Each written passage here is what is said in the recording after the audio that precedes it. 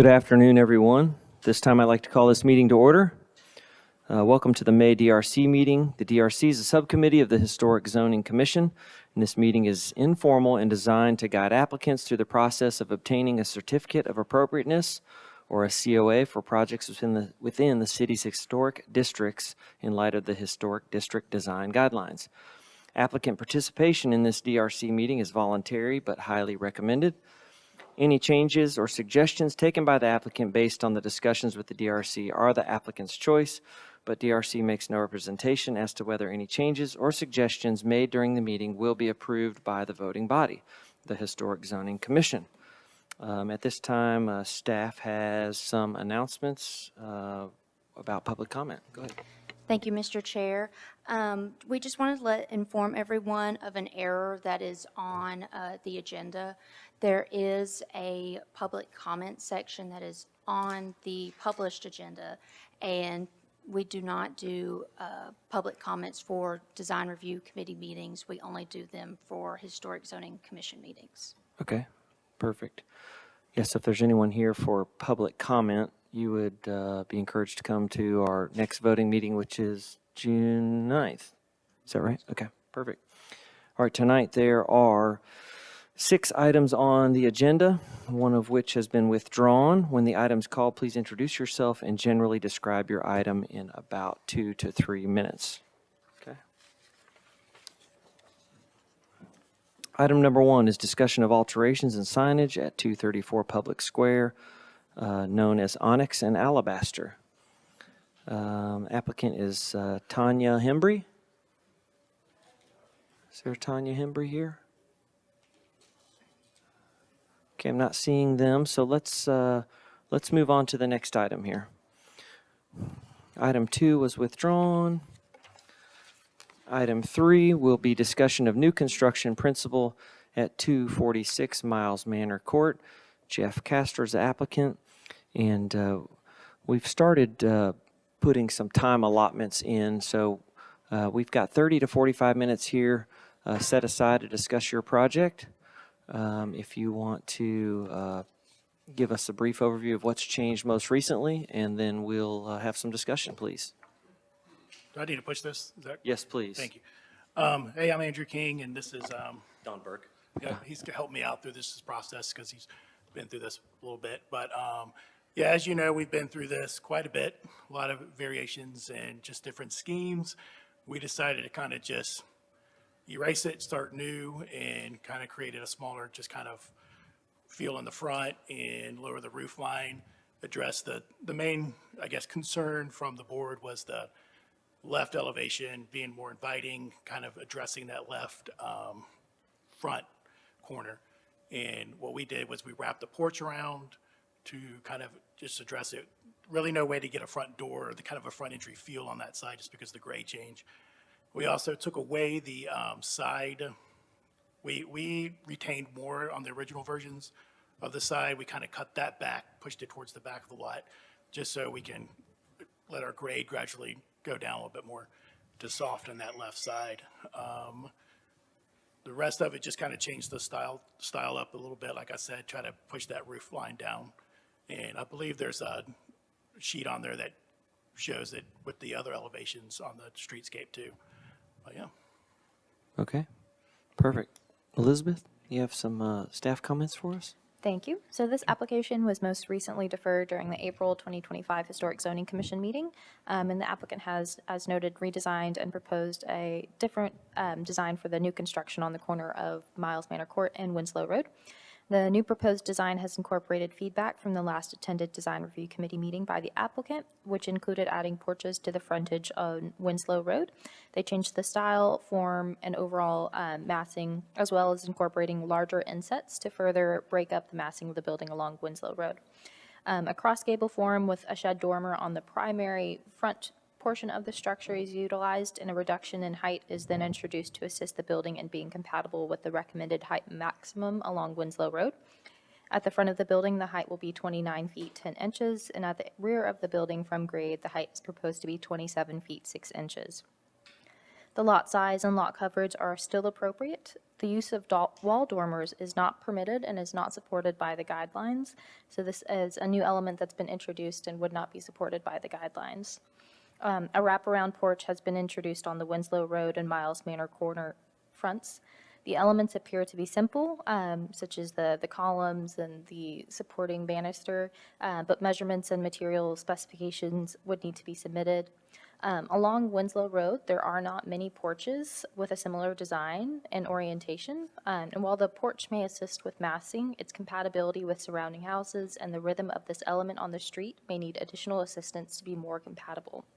The design of the building remains simple and does not compete with nearby historic buildings. And we would like to make sure the commissioners support the level of details and ornamentation proposed, or if additional detailing is needed, to be similar to the detailing seen in the district. So feedback on the new massing porch location in relation to the setbacks and form, as well as input on the detailing and ornamentation, would be greatly appreciated. So, and there are a number of project considerations left by our zoning administrator that we'll send over to the applicant. Okay, thank you. All right. So just to clarify, the height from kind of the front grade is 29 foot 10 and the rear grade, those were sort of relative to front and backyard grade, is that correct? Yes. Okay, thank you. Would anyone like to start with some comments here? Sure. Thank you, Lisa. The compatibility question with the other structures on that block face, that's not something that's been rendered or that we can see somehow so that we can make a better judgment on how compatible it is or isn't? Besides the line drawings at the end of the packet with the kind of showing the height differences, no, not in the submittal. And is Street View a little bit hard to pull up? I can do that right now. Okay.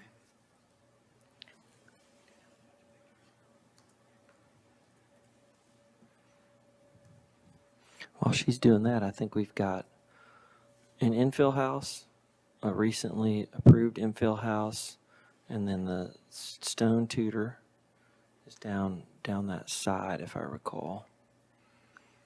Yeah. So it's, I think the most recently approved infill lot has a partial width porch, and there is stoops on this house that is here at 119 Winslow. That's not on Google Street View.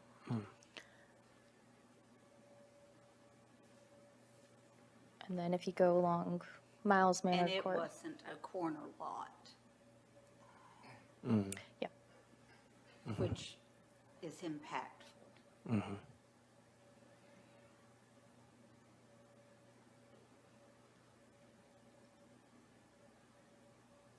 Okay. Yeah, the dormers, I'm not seeing any dormers. As you observed, Elizabeth, in your analysis, well, there's dormers there on that one.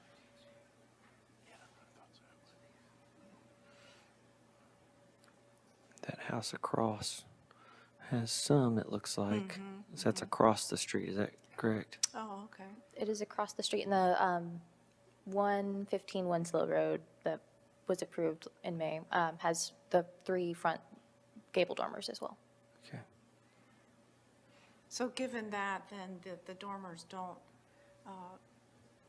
exactly scream out incompatibility, right? The use of wall dormers is inappropriate.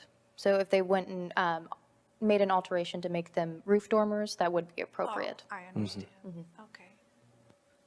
Okay, thank you. Thank you, Lisa. Brian, you have some comments? Well, I will say, I think it has better composition and transition for the challenge that you have on your lot for the topography, where it goes to the back. So it looks like kind of a more natural transition from the main house to the garage. So I think you've done a great job with that. Some of the comments I have prepared, of course, we talked about the wall dormers. One thing that just kind of glared out to me a little bit, well, first of all, on the street, the main street, you kind of really have a lot of pre-Civil War style in what we see more classical, some Italianate, some federal, kind of a look. And here we kind of get a little more vernacular in its appearance, which I don't think is, draws away because you're trying to actually pull the other streets together because you have two streets. So the simple form of that vernacular may work really well here. A couple of things, the front door. So to have the 12 lights in the door with the panel on the bottom, that's really not so typical of our historic districts. You'll either, if you have a panel at the bottom, you usually see a single light at the top, or you see the entire door inside the rails and stiles to be lights. So, that's something to consider. Something else that I think, and it may relate to the porch, do you know what size columns those are as far as the width of those columns? Yes, I believe they're 12 inches. They're 12 inches. I think that is lending to All right. to giving a heavy look to the front, which may draw a lot of attention to that porch and relate to staff comments about the porch. If it were a little softer, and, if those columns even were like 8 inches, I mean, I'd like to see what they look like in that 8-inch range. All right. The chimney was another thing that just kind of stood out to me too, in the way that it's just a taper. It looks like it tapers from the bottom all the way to the top. And that's a little more contemporary looking than what you'd see in a traditional chimney. And I think that's something I'd like to see, some different styles of that. And it looks like those are the main things I had in my notes. All right. Thank you. That's great. Mary? I think this is a big step forward, because you have the situation of two large exposures. For some reason, the house that bookends on the other end doesn't seem to have the long view to look at it that this one does. So I'm very pleased with your response to the comments, and I would support on the chimney and the columns. I think this is a unique lot, and while you're not seeing side porches everywhere, I feel like it's a solution. We had that solution that was very successful on Stewart Street and on Franklin Road, where you saw both. So I'm very pleased. This has a lot of windows, so I think the window dimensions, the mullions and sashes, how they read is going to be important to the success of this house. And when you come to historic zoning, in order to show that you've achieved the scale and massing, I think if we could have something that showed the houses across the street, particularly The historic one across the street, or, okay. in relationship All right. to this. We currently do have the street being rendered with all the houses in a kind of a That would be fly-through going great. on, but. That would be very helpful. Okay, can I get which house in particular? For us Just to. so- Just across Winslow Uh-huh. with the one we were just looking at with dormers. Okay. So not Jasmine Grove? No. Just to clarify, okay. No, Jasmine Grove is set back Okay, now that, okay. far enough that the massing and scale of this house, to me, Right. isn't as impactful as those just around it. And it is in line height-wise with the other infill houses. Is that right?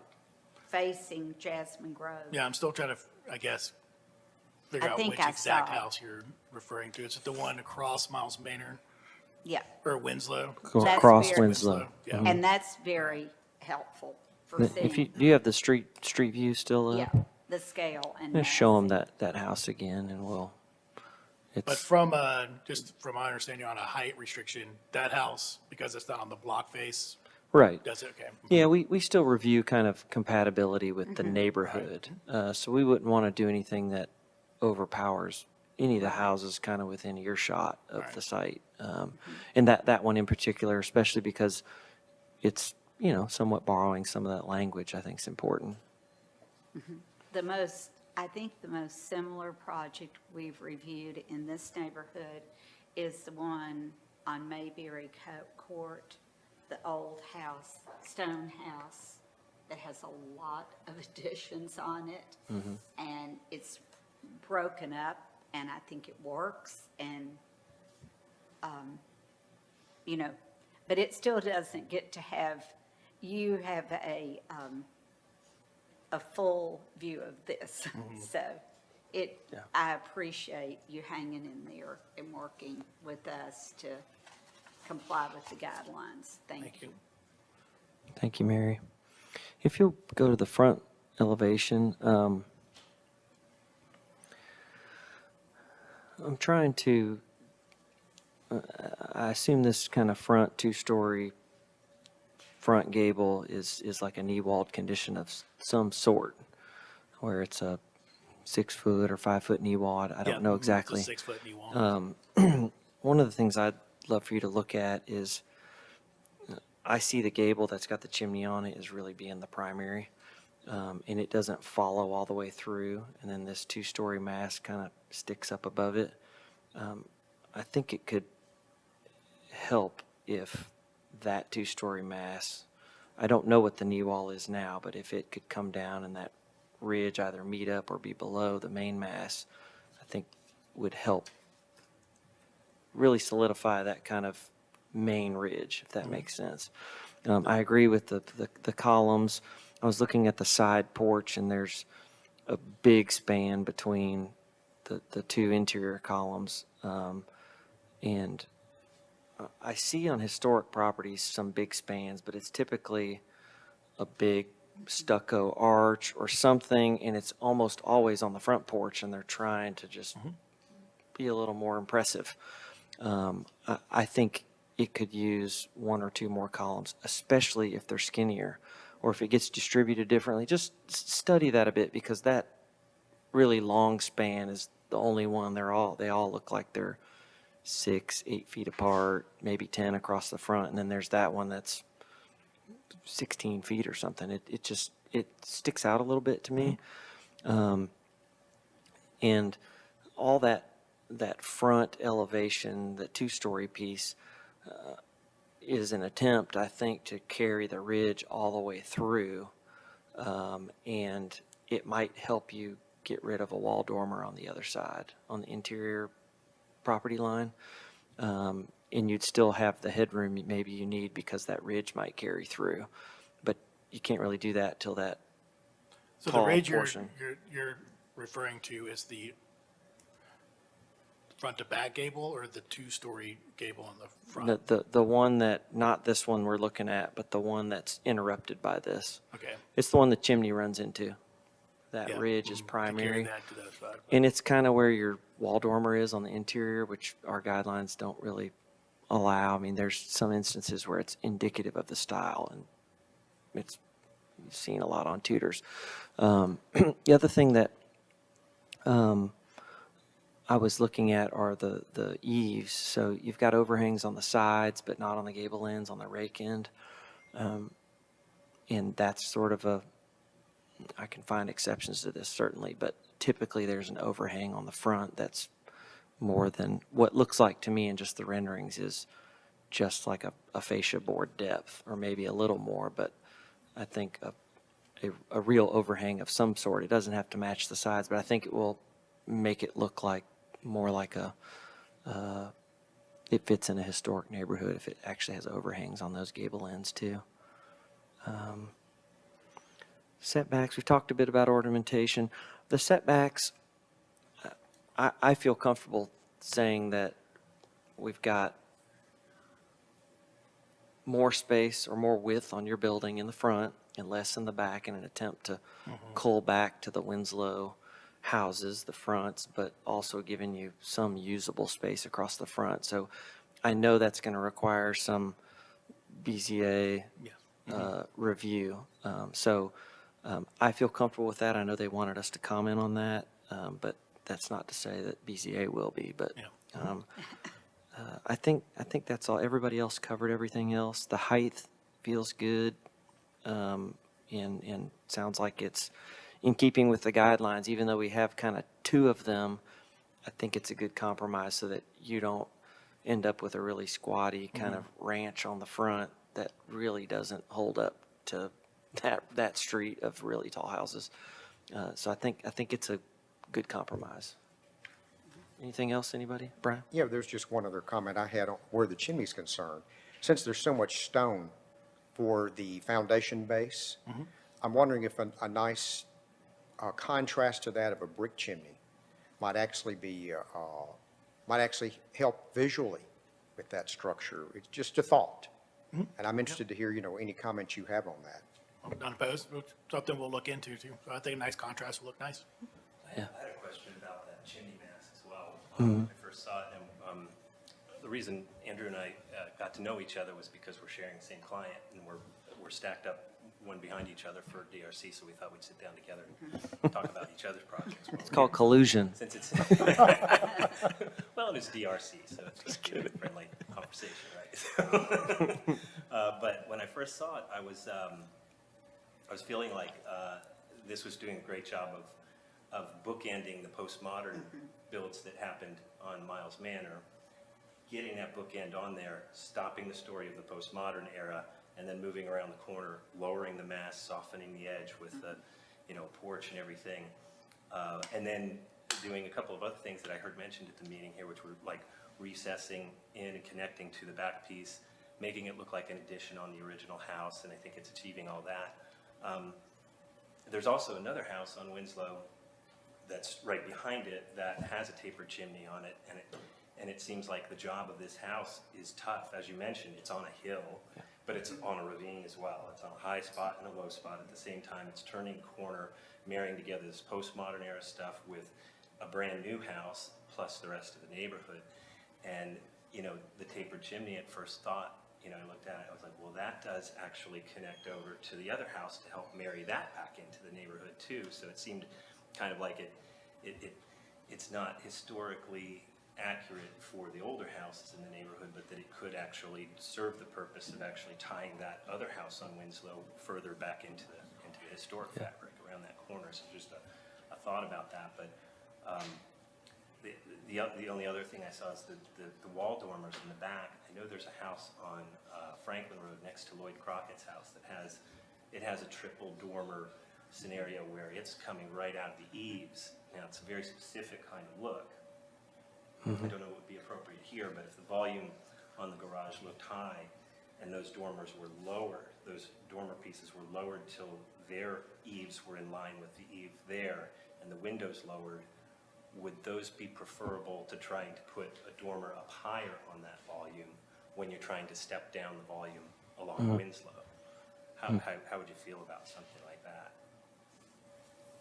Well, I mean, there's a lot of things to consider here because it's that knee wall condition makes it hard to put something on the roof. The dormer's way up there.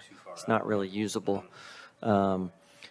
We've seen kind of crossing gables be successful. So, and this isn't really specified anywhere, but, when I look at, is it a dormer or is it a gable? Okay, usually those eaves line up. Yeah. Okay, and that's sort of what you're talking about, that one garage. It comes off the eave. They are small, so they feel like dormers, but if you need volume, sometimes a little crossing gable that's not really expressed outward, it's just a roof form that gives you headroom, but the eaves line up and it is not necessarily a dormer. Could work there. I could study the floor plans further, but I'm just thinking of how to get you volume that you need upstairs without raising the whole roof, because we like that it's tapered down. That's a good thing. So you might look at if there's a way to accomplish that. The chimney next door, that house really took some Tudor flavor that this doesn't have. Sure. The next one down or two down is the stone house. It has a little taper as well, but it is decidedly Tudor. So I think just because the style of this house isn't that, some other variety of chimney might be appropriate.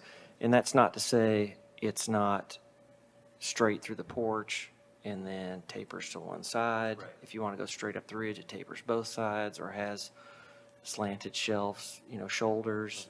Look at some of those, but I think the taper is making it feel super heavy, especially if it's stone.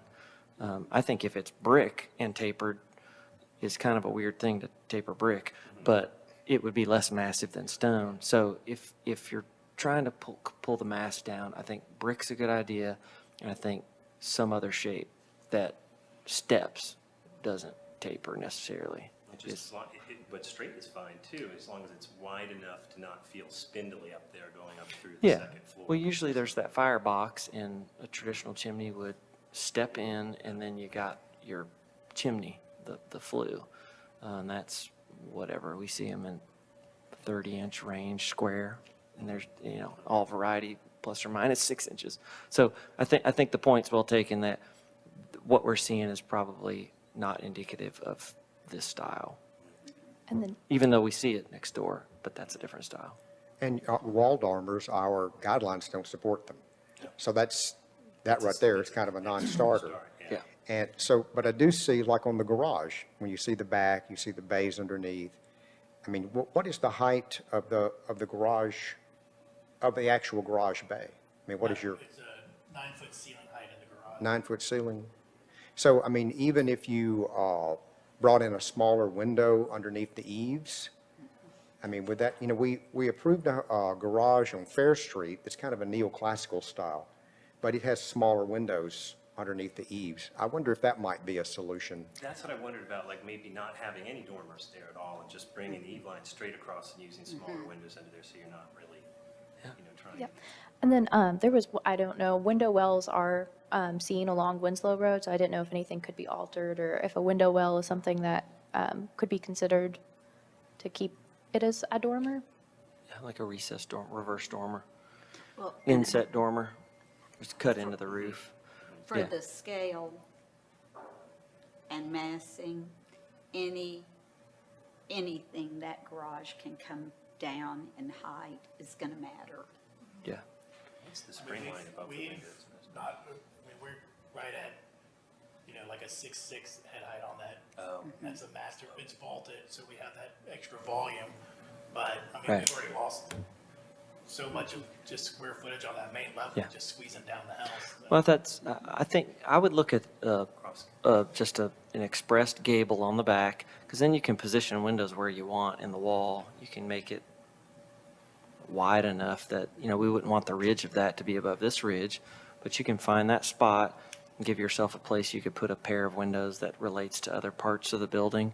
And I think that would be more appropriate. And it's not a dormer, it's just a piece that sort of looks like what's on the front. Yeah. So take a look at that. Anything else specifically we can look at for you? Okay, thank you, gentlemen. Anything else? Thank you. Thank y'all so much. All right, Appreciate thank it. y'all. All right, item number 4. And please remind me, we have to circle back to number 1, I think. Item number 4, discussion of addition principal and new construction accessory structure at 212 Lewisburg Ave. It's you, Don, Don Burke. Okay, are y'all ready? Yeah, if we could just ask our applicant to speak more clearly into the mic. I think our Okay. communications team is having trouble. I'll move it a little closer. There you go.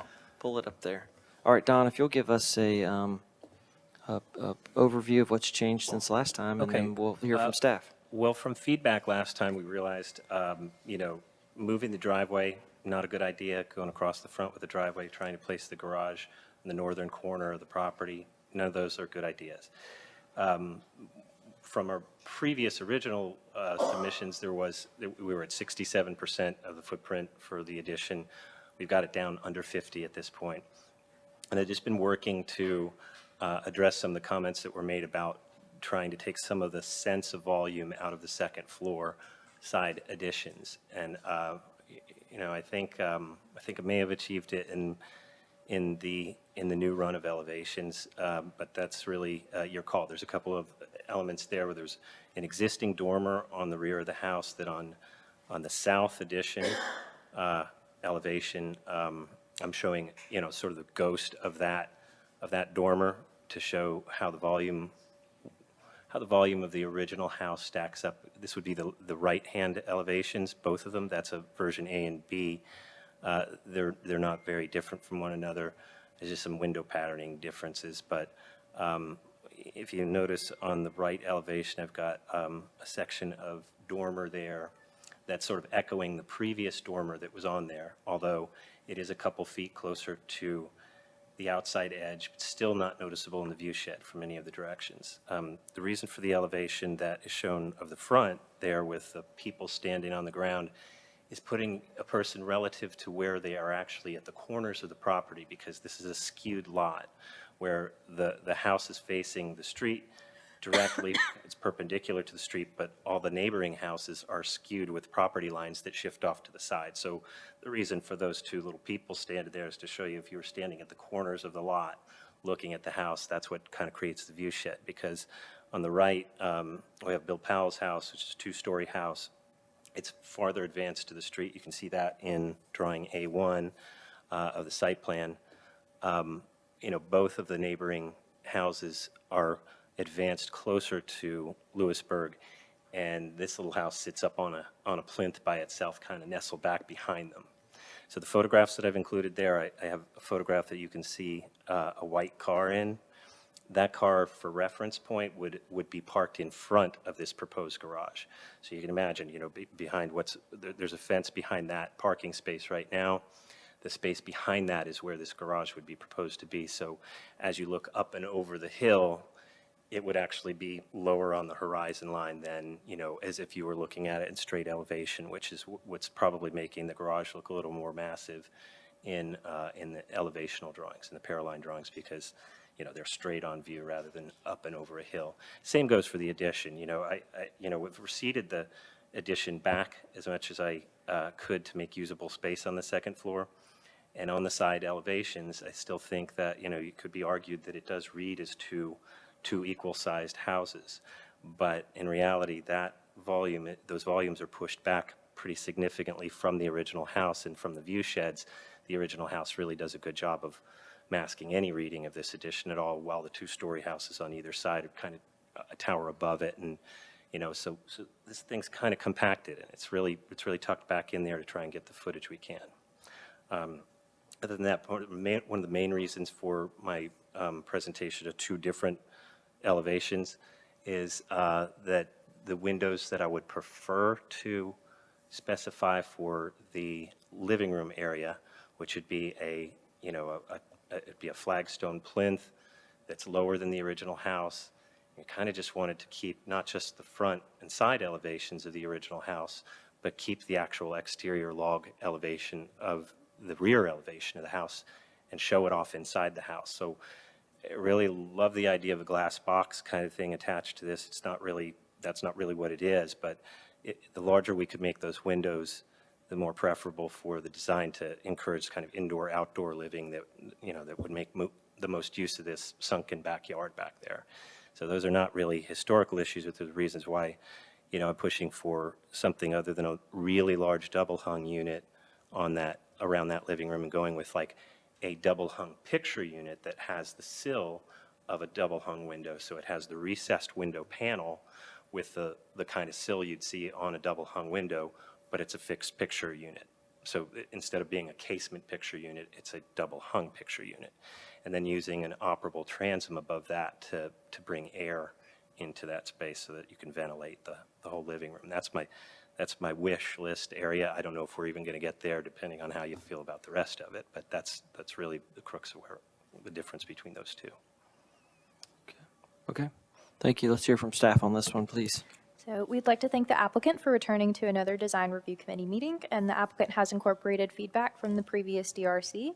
And as kind of a quick reminder and history of the project, there was an addition that was approved in 2021, but the COA has expired since then. So their work that was previously approved was approved under the old guidelines as well. So we'll start with the accessory structure. It is now shown at the end of the existing driveway, and the driveway is not proposed to be altered in this plan. The proposed placement, orientation, size, all appear to be appropriate.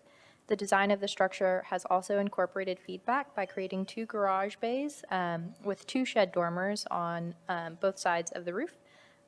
They will need to be moved down from the ridge, and the dimensions and specifications will need to be provided to verify the distances from the exterior wall and the sidewalls.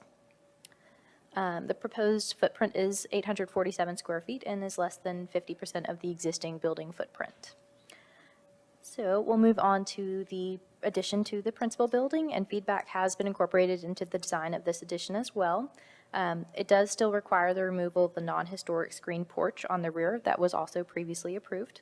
The addition is appropriately located at the rear of the building and will not be readily visible from the street and minimizes the impact to the house from street view. The form of the addition does not appear to be subordinate to the building, as the height of the ridge line is the same as the historic ridge line, but new insets in a different roof form differentiate the addition from the historic building to make the addition clearly identifiable and still compatible. The height of the addition is not quite appropriate, as it is not a lower scale than the height of the historic building from appearances, as measurements have not been included at this time for the heights. The proposed size of the addition is appropriate, and a screened porch is proposed at the rear of the addition and will not be visible. The guidelines recommend utilizing the minimum number of vertical and horizontal framing needed to support the screening, and so I think here they show a little bit more detailing with the proposed structural supports on that. The materials appear to be appropriate, as the addition will primarily utilize a 4-inch cementitious lap siding. The dimensions of the lap siding on the historic building should be consistent with what is proposed on the new addition. Cedar columns and beams are proposed for the covered porch and screened porch areas, and the roof material is a metal roof. Additional clarification is needed to understand the proposed foundation to ensure compatibility. The window specifications have not been included, but does appear to be they mostly do appear to be double hung and compatible with the existing windows. We would like feedback on the proposed windows on the first floor of the north elevation, as they appear to be less compatible with the existing windows on the building in size. The change in addition to the dormer on the rear of the building still reads as 2 stories rather than 1.5, and lends itself to not reading as more subordinate to the historic building. So 2 options for fenestration are included in the submittal. Option A includes a large picture windows with transoms on the north elevation, and option B proposes a larger double hung window, which is more in keeping with what the recommendations would be. So we would just like additional measurements to be included for heights, lengths of the existing historic building and the proposed addition, gutter and downspout specifications, measurements of the widths and heights of the chimneys, the current and proposed as well. So we'd like to focus feedback on the scale, subordinates, and windows. Because of the heights not being quite subordinate to the principal building in height, staff would not recommend approval at this, and it would not be supported by the guidelines, so it's not subordinate. Feedback to the applicant on anything that can assist with reducing the height would be appreciated. Thank you. Okay, thank you. All right. We're a slim crew tonight, so we need lots of volunteers. Who's going to start us off? Mary, do you want to start? Are you ready? Need a minute?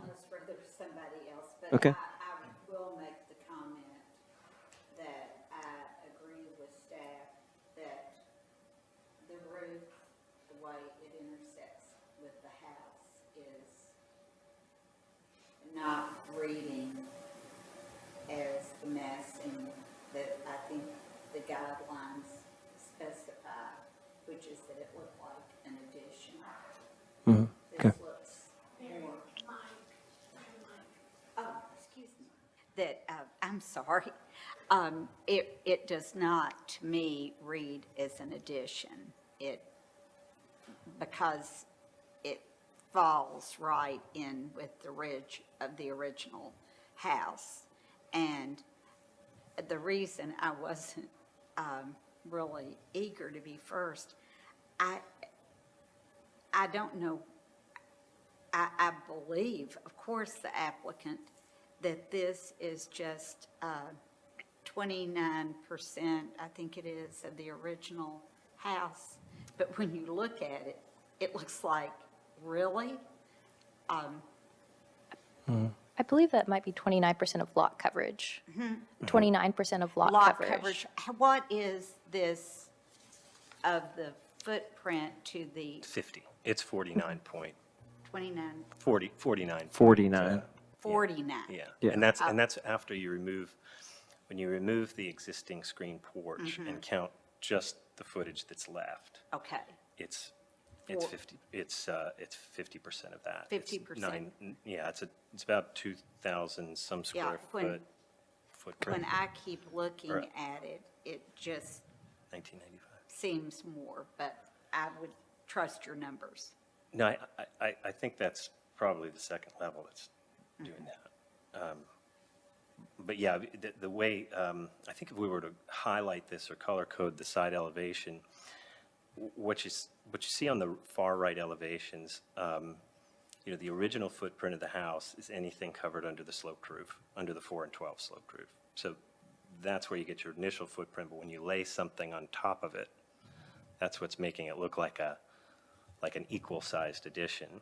That's part of the reason why I left the dormer on the right side elevation, the south elevation, left the impression of the former dormer there to further break down that reading, and also pushed back, similar to the diagram in the historical the guidelines where they say push back and then flare out with a new roof. It's just that because this house is so, it's a story and a half, because there's so little volume for the second floor existing, that ridge line is so low that you can't really get occupiable space without maybe perhaps a flat roof, but I don't really think that would be the right answer either, getting like a 7-foot spring light on the second floor there.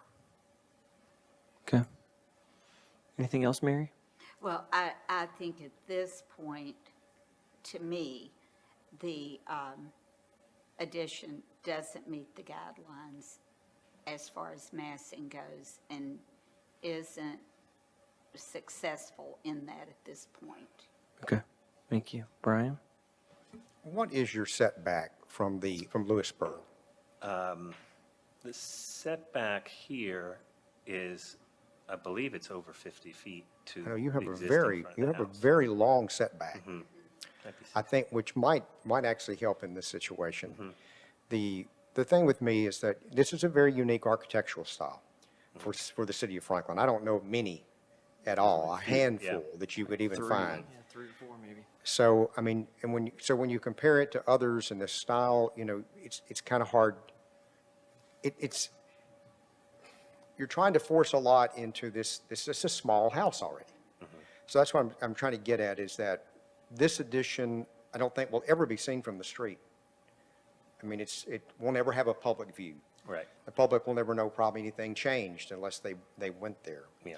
So another thing I have to, compare this to is and I call it parkitecture. I mean, I don't mean to be offensive by that. No, but it's because, probably closer to park architecture of the 40s, yeah. and if I were to go to, a place where they had similar architectural styles and I were to see some kind of addition on the back with the rafter tails and the low sloped roof and all that, this is what I would see. It's kind of a You know, rustic that park rustic pavilion look. type idea. Yeah. So even though most time we would not say, it may not be a subordinate. And when I first looked at it, and I thought, well, that looks like a 2-story. But then when I saw where the porch roof comes down and then the back, the way it has the insets and offsets, that seems to create more of a not a 2-story look to me. So, I mean, that's kind of what I'm looking at, where the unique situation that is, it cannot be seen, the kind of architectural style it is. I would say on windows, I totally agree with staff. Since it can't be seen, it may be a moot point, but option B, I think works better with the windows, the existing windows of the house. Okay, And I know you've talked about the transom, but if it's a true double hung window, you can go either way. yeah. then it could, your air could come from the top. You get flow from both ways. I mean, that's how they were designed. I mean, a custom double hung window could be even larger than that. That's just the largest one that I found in the kit I was looking at. But could show a larger window that stayed within proportions. All the windows are in the same proportional relationship with the originals on the house. They just don't have shutters. I think what you're showing is a better proportion, especially if we were imagining this as a screened-in porch that had been a porch and then converted to an Right. enclosed Right. porch. I guess it'd be enclosed with windows. Those are my comments. Thank you. Thank you. Lisa, any thoughts? Just simply emphasis on the subordinate point that staff mentioned. I would agree that it would be nice if you could figure out some way to make it appear subordinate if possible. And then on the proposed Plan A versus Plan B, what are the differences between those? Mainly, the only difference are the size of the size and type of windows used on the far left elevation, the north side elevation. Okay. So when you're seeing on the first floor windows there, I think I've also may have shown the rear windows, and it's a testament to how hard it is to notice the difference, but it's also a very small drawing. But I think I showed casement windows that would accommodate egress better on the rear elevation. You know, but I think they could become larger, really close to getting to 5.7 square feet. So I think it could use a larger double hung if casement windows are just kind of, you know, like a no-go territory for the second floor egress windows. Preference would be casements that were designed to look like double hungs, but I think there's maybe some custom designs out there that could do a casement in two separate leaves where the upper leaf actually overlapped the lower leaf. They just opened up. I think that's possible. It's a pretty custom kind of window, but I think you can definitely make it. But so Yeah, those were I the two just- differences. I wanted to make sure I wasn't missing anything. But again, I agree with staff that the B elevation is preferable. Okay, yeah. And you know, again, on that elevational reading, I think the disadvantages of a paraline drawing are that you're looking at all the surfaces in the same plane rather than seeing what's recessed and what's pushed back behind it. I think color can come into this as well. I mean, I think that the right color to use for a house of this style is like a colonial blue for the main body of the house. I think that you can make an addition recede quite a bit if you use a darker color too. So you can take it and make it recede away while the lighter colors advance. But that gets into the reading of color, which I know isn't the purview really of the board. But Anything else, Lisa? I have a couple of comments here. I do have some concern about it looking two-story, but, you know, I'm also aware that a house this small, you know, the guidelines can feel punitive sometimes when it's like, well, people who have a really small house need space more than anybody, Sure. but they can't because of the project. So I heard what Brian said about, you know, well, if it can't be seen, you know, maybe there's some flexibility there. I wish the eaves would come down upstairs, and I don't know how to accomplish that. If it was felt like more attic space instead of a second floor. And I know you've only got like 7-foot bearing up there, but it's still what looks like a full 2 stories in the back on a house that the original house looks just like a 1-story with some attic. The back looks like full-on 2 stories. So I think that's tough there. The windows that's this kind of, I'm trying to figure out what this is going to look like, this timbered infilled with siding. Is that the right way to head, or is it? stucco or chinking would probably be a good option. Yeah, as well. or is it, and I keep looking at the windows, I actually like the proportions of the A windows better because it fills the space between the columns, but it doesn't feel right because they're these huge, like almost like storefront you'd see in Boston or something. So I keep wondering if a pair of skinnier double hungs next to each other with a space mold between them. Just look like we put two windows in between each porch column, and you still have, maybe it's paneled underneath, but not a frilly kind of colonial panel, but just something simple that it looked like it was infilled. You start putting siding against what I'm assuming is some stained timber or something. It's like, Don't well, love it either. is it lodgy or is it not? There's some, and you've had that language here. So it's obvious to people. They go, well, there's a log cabin with some things added on it. So it's not out of the question that that's, appropriate or not. I think that's okay. But the window thing, having a little bit of space between these timbers and the window, I just soon see at least just trim between the windows and columns even if you do use siding below. And I think a pair of windows could get proportionally, you'd start to see widths that we see on the cabin. Even though they might be taller or longer windows, they might They'd be just a little have taller, similar but I think widths. that would work. Yeah. I think I could do too. And that would help it just not seem so massive, because right now we look at this drawing and they're pochade dark for the glass, and it holds a lot of weight on a white piece of paper. It does, Even yeah. though in real life it's like, well, that's transparent, And really. at night they'd be glowing, at Right. night they'll be glowing. So I through love civilization. I think it would be beautiful, but I think you might tweak those windows to be, I think the guidelines recommend double hung. So maybe a pair of double hungs eats into all that, this much siding on each side of the window. It just seems silly to me. So look at that.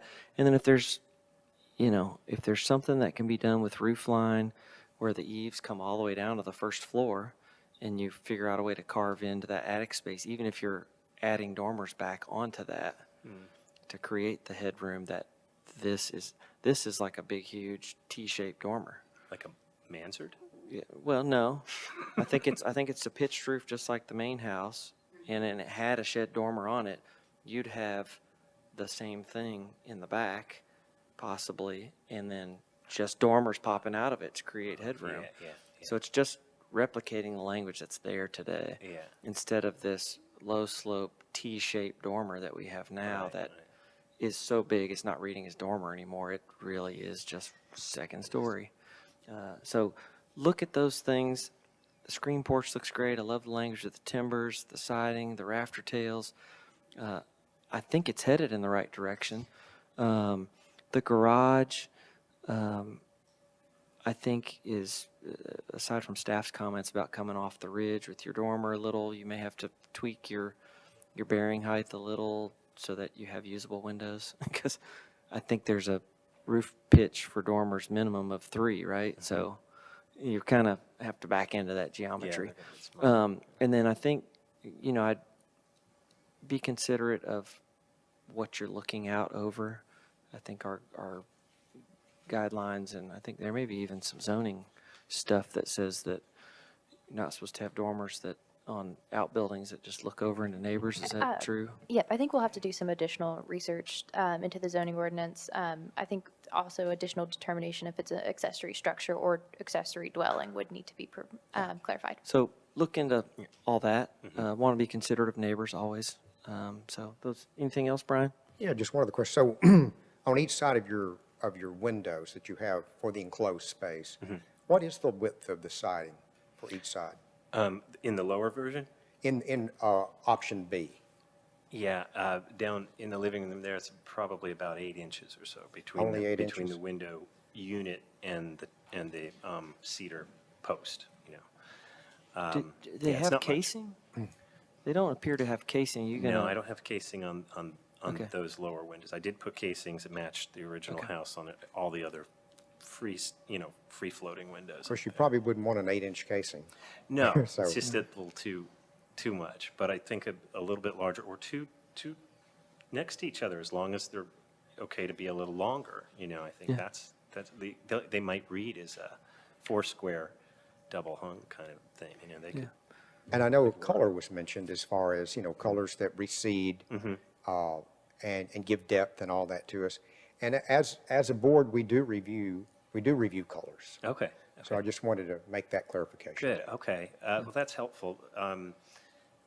that also, when, staff comments mentioned that, this addition is the same height as the existing house, is that being determined by coming off of the ridge line with the ridge of the addition, or is it talking about the eave height, or is it both?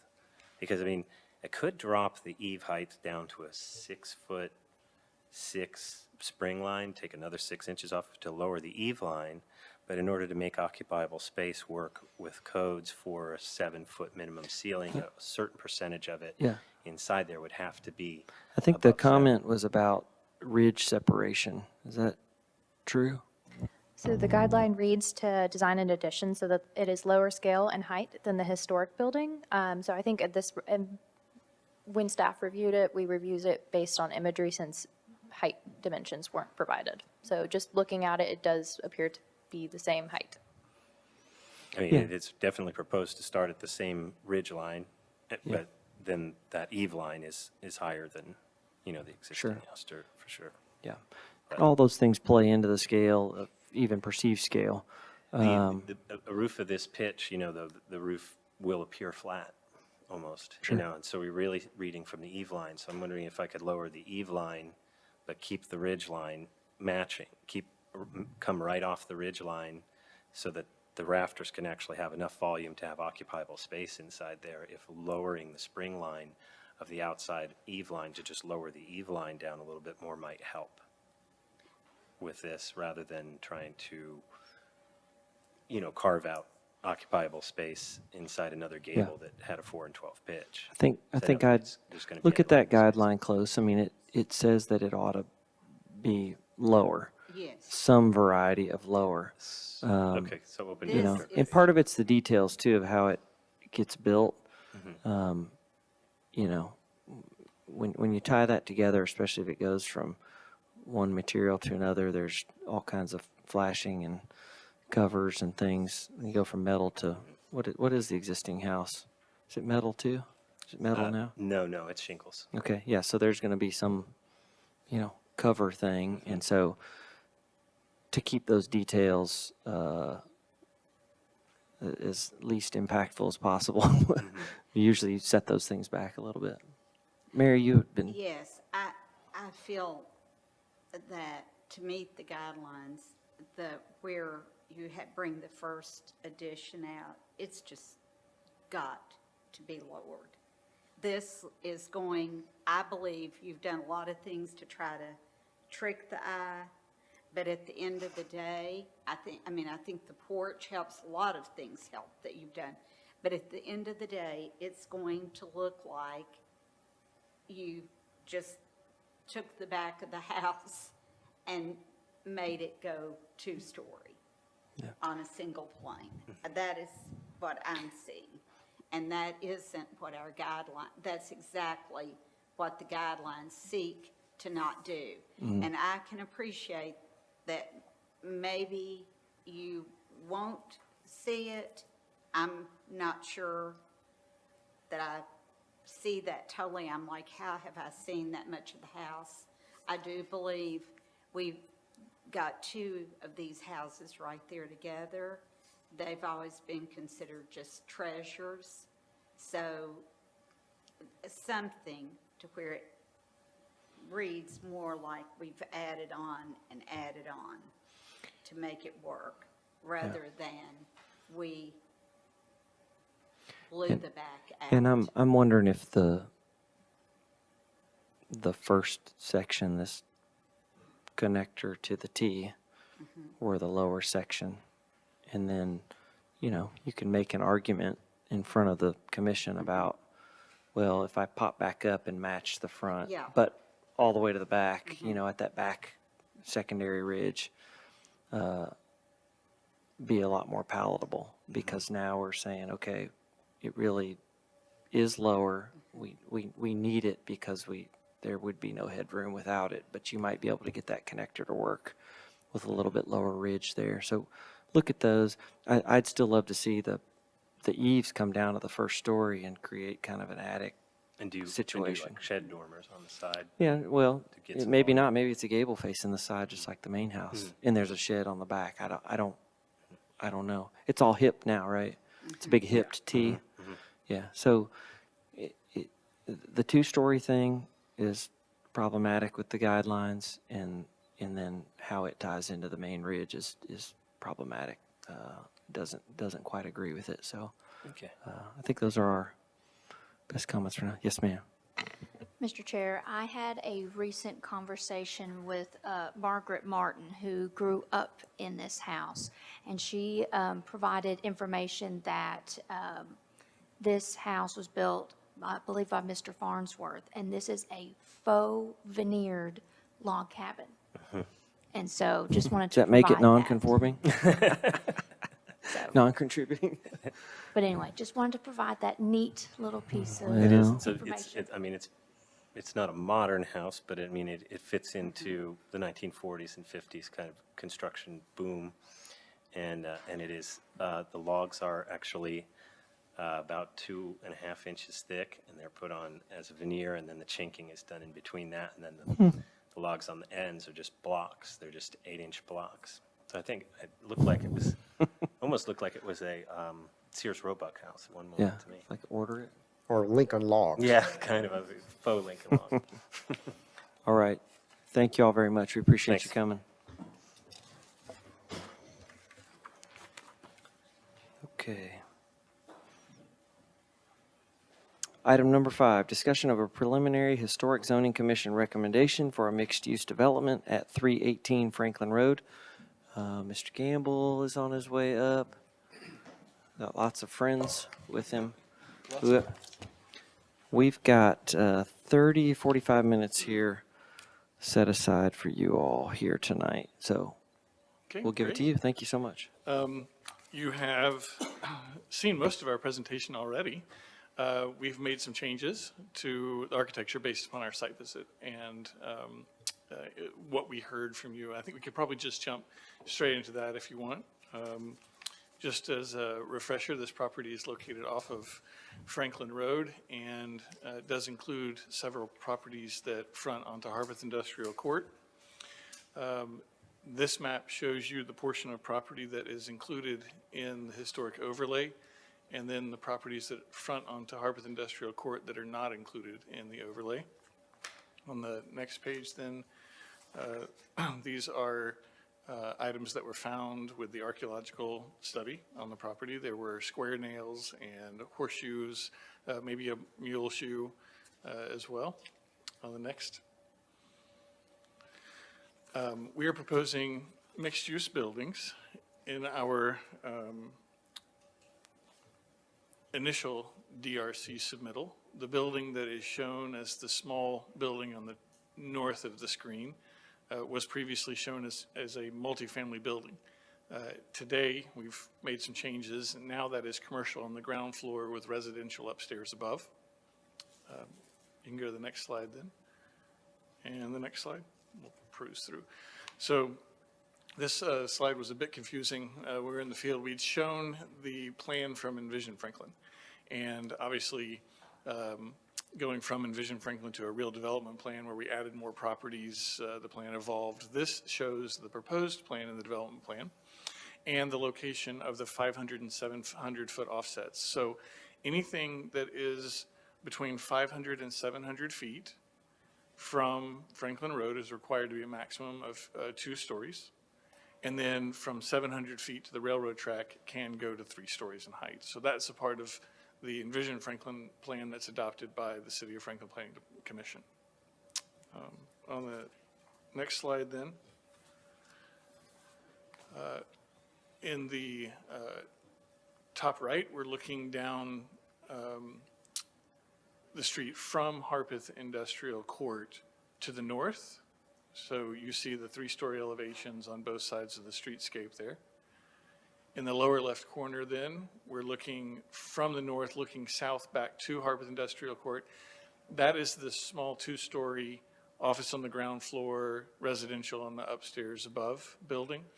We have lowered the roof pitch, changed the roof pitch so that it's much lower. We had a gable previously, but it was a much taller, much steeper gable.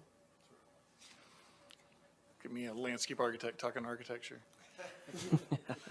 Y'all better watch out. You're usually better at it than we are. Go ahead. This slide shows additional view points of the same building. Again, this is the two-story elevation. Okay? This looks back to the buildings that are along the railroad track.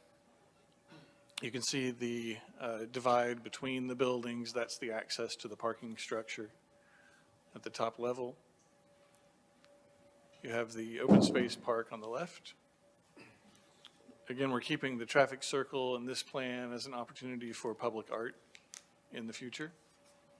On the next slide then, again, showing some additional views back to those. And at any point in time you need us to zoom in on any of these, we certainly can. The next slide then, on the top right corner, you have the three-story building that is adjacent to Morningside Drive. And this articulates and kind of shows how that two-story part is going to work. On the top of the second floor, you have kind of an outdoor patio area that's rooftop on the right. On the left, this is the bridge over the access into the parking structure. So along the railroad tracks, you'll actually have three separated buildings that are connected by a pedestrian bridge, and we're trying to activate that outdoor space in a creative way. Okay, next slide. On the bottom left corner, this is a perspective from Morningside Drive looking at that two-story elevation with the third floor above. On the upper right corner, trying to get a little bit of a different view of looking from the hilltop back into the traffic circle.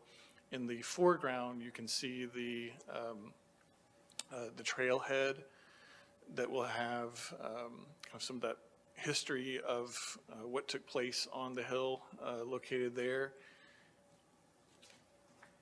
And on the next slide, we have our video links again. So we have one with the trees and one without the trees.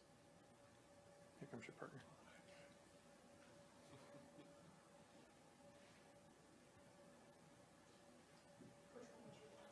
Either one. We're going to play both.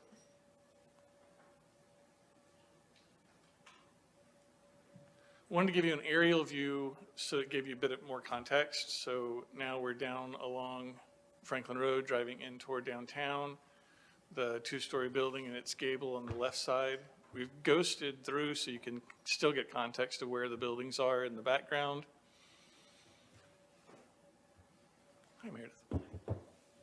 You can start to see the homes that are along Morningside Drive right now. So those are the two that are closest to Franklin Road. And then trying to get a view down Morningside Drive to the buildings beyond. So again, that's without the trees.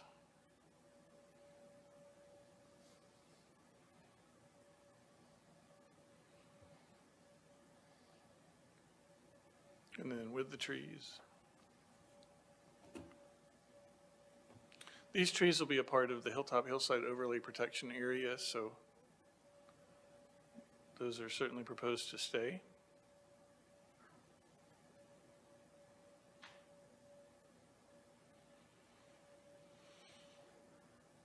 And you can start to see the homes on Morningside Drive there.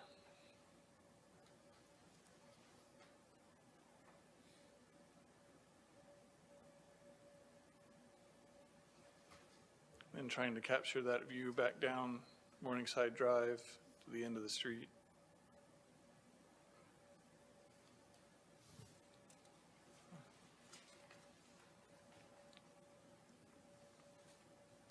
With that, I will say Meredith is here and can talk a little bit more about architecture as well. And again, this is a recommendation of our massing scale to the Planning Commission as they review the development plan proposal. Okay. Do you have anything else to add?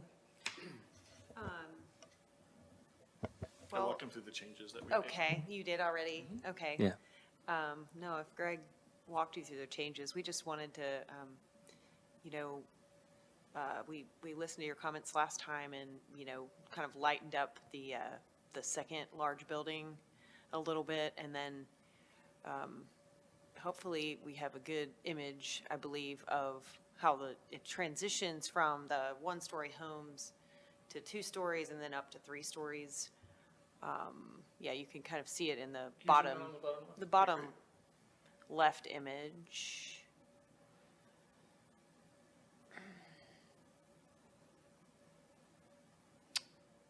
All the way to the right of that. Thank you. Thank you so much. You can see the little patio that we have, the rooftop patio that we have there at the 2nd story, and that's the transition there. And we wanted to show a better picture of that as well. Okay. Thank you. Let's hear from Emily on some staff comments.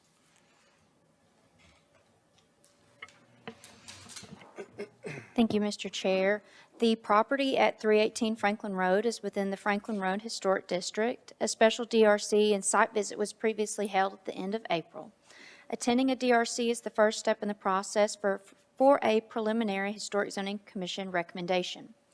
Once receiving this recommendation, it will then seek approval from the Planning Commission and then ultimately the BOMA. Then the application will come back to DRC and Historic Zoning for a certificate of appropriateness. For a preliminary Historic Zoning Commission recommendation, the considerations include building locations, the rhythm of buildings along the streetscapes, lot widths and sizes, and setbacks, as well as building types, height, massing, and scale. Locations of proposed parking, drive aisles, and landscape and hardscape features are also reviewed. So let me go. This one's good. The new development will mostly be situated behind the hill on the property. Several buildings ranging from 2 to 3 story heights are proposed within this development. While the heights have not been provided as part of this application, they are needed to understand the intent of the proposal. Probably measurement of the heights, pardon. Based on the feedback from the April DRC meeting, the design of the 2-story building has changed. One of the comments during the April 30th DRC meeting was the age of the buildings on Morningside Drive, as they are immediately adjacent to the new construction. The building that you see on Morningside Drive that fronts Franklin Road is a replica of the 1928 farmhouse that was demolished and reconstructed in 2020. There are 4 other buildings that are duplexes and quadplexes that were constructed circa 1968 to 1970. The guidelines recommend the following for new commercial buildings: that one should design the height of new buildings to be consistent with the height of historic commercial buildings in the district, which should not exceed 2 to 3 stories. One should transition the height of new buildings to be within 10% of the height of any adjacent historic building through the use of building stepbacks of 20 feet from the stories below, dividing the building into smaller parts to reduce effective visual bulk, and/or utilizing other techniques that break up the scale of a building. Additionally, one should align the architectural features of the building with those of nearby historic buildings, including floor-to-ceiling heights, cornice alignment, window and door heights, and foundations. More elevations are needed to understand the architecture of the buildings and their elements. The proposal is very industrial and mimics the materials and elements that are seen on the factory at Franklin's campus. We'd like the DRC's input on the massing, architectural elements, and its relation to the existing buildings on Morningside Drive. Thank you. Thank you very much. So just a reminder, this is, they're planning on bringing this to the commission for a preliminary recommendation. So I think staff puts it well that it's headed in the right direction and likely to receive a certificate of appropriateness, I think is the way they've worded it. So Brian, would you like to go first? Start us? I'll go first. I mean, staff asked about the height. I know there's so much language we use, and that's like number of stories. And so often we don't get into height. We just say 3 stories or 2 stories. And can you tell us what the height of the 3-story building is? Yeah, the 3-story is around 45 feet, 42 to 45 feet, somewhere around there. And the 2-story is around 30 feet, 30 to 32 feet, somewhere around there. And I was looking at the packet, and this would be, I think, on page 9. And it was just kind of showing the three-story building. And, you know, it's kind of confusing to me when I just kind of look at it. It has a balcony, and then it has another horizontal layer. And I'm just wondering, you know, where are the stories? You know, how do I see the division of those stories? I see one that says signage, and I'm assuming that is like a canopy that's part of that. Is that the very first floor? Does the first floor go all the way to underneath the balcony? So the larger canopy that you see, that is above the retail spaces, and it's usually, you know, a taller first floor there. So we're showing, you know, 18 to 20 feet for that first level. And then above that are the 2 levels of balconies. And then the top just shows a shading above the balcony. So well, like the section where it says signage, and when I zoom in on that top right corner, so I see the word signage. So I'm assuming that is just a signage band or a canopy on the lower level? So I believe that is, so we have some doors that go into the retail, and then we And have I'm on kind of- page 9. I don't know what is that I think it's page the other 9? image, the Page 9, the which other is on image. this image. Do you want her to go to the other? Yes. Yeah, on the Is it top other one? right. Oh, okay. Yeah, the one has the jewel box out front. So maybe I In the was, top right corner. Yeah. so maybe I was talking And about behind the other- jewel box, there's, And it would be, now move keep over more, going. there you go. Right there, the kind of dark charcoal back there has the word Okay, I was signage. looking at the other level, my apologies. Yeah, and kind of zoom in on that some more if you would, just a little bit. Thank So- you. So those are actually 2-story units above. So you're seeing, on the lowest level, you're seeing the retail with a canopy. And then above that would be the balcony for that 2-story unit. And then you can see the covering. And then the glass above would just let light into that 2-story unit. The people are standing on their lower living level, and then that next group of windows would be the second floor where you'd have bedrooms most Yeah. likely. The retail of the commercial ground floor is from where the people are standing all the way down to the sidewalk. Okay. Right. So where you see signage, that is a canopy, and that's kind of dividing in half, if you will, like where the retail space would be. So really, that's a 2-story building and not a 3-story building. It's 3 stories because they have 2-story townhomes upstairs. Okay. Like if you go to Jamison Station today, the upstairs, they actually have internal stairs where they go up and down depending upon which floor they're living on at that moment. Yeah, I just found the way it was all divided was just a little confusing. It's the canopy down there on that retail level, yeah. You know, when I look at this, that it's behind the hill, which to me is the star, which I'm very grateful is being preserved. I think that's a very community effort, and I think from the developers too. And since it cannot be seen from the street, you know, it really, it's very much adjacent to Hopworth Industrial Court, which will have no historic zoning oversight. So overall, I mean, I can't see any reason not to recommend it, you know, from my standpoint, and how it relates to the guidelines. Thank you. Thank you, Brian. Mary? Can somebody remind me what the height of the factory is? 42 foot 11? Is that the average? Yeah. About what, 40? No, I think that is the average, and I've seen it so many It's- times. We may know the answer. I believe it's 38 to 39 feet, but with the 10%, it's 42 feet 11 inches. Which is what the hotel is landing at-ish. I'm thrilled that the hill is being saved, and it has historic significance, and I think the hillside ordinance probably affected some of that, but not all of it. So I'm so happy about that. And at this point, as far as the land use goes, I would support that with the planning commission. This is just, I'm just going to say it out loud.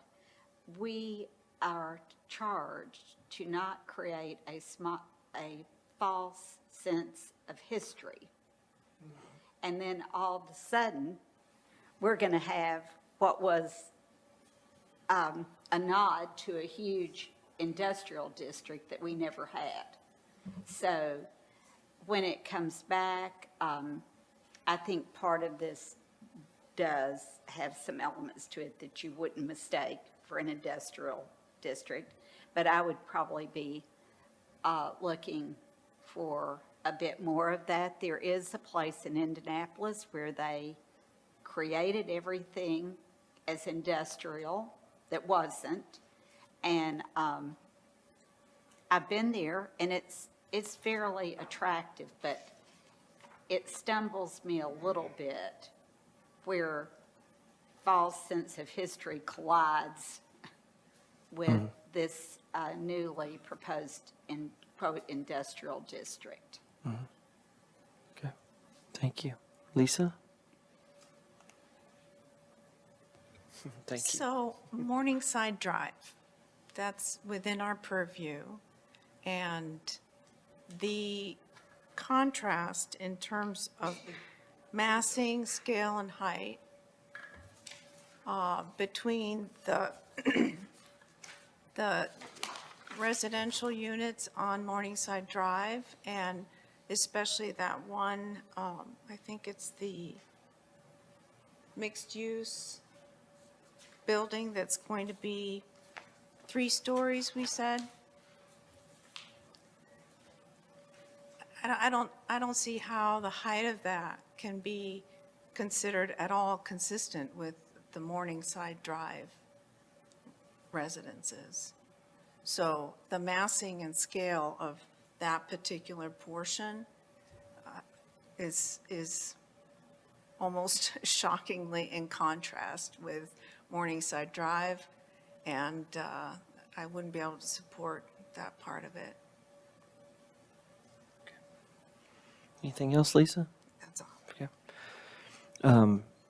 I think I mentioned it before. I tend to agree with Lisa on that one, and not that you haven't started to nod at stepping the building down, but I think it's got to be additionally sympathetic to Morningside Drive. I don't know what that looks like, but more of what you're doing, and then at some point it comes out of our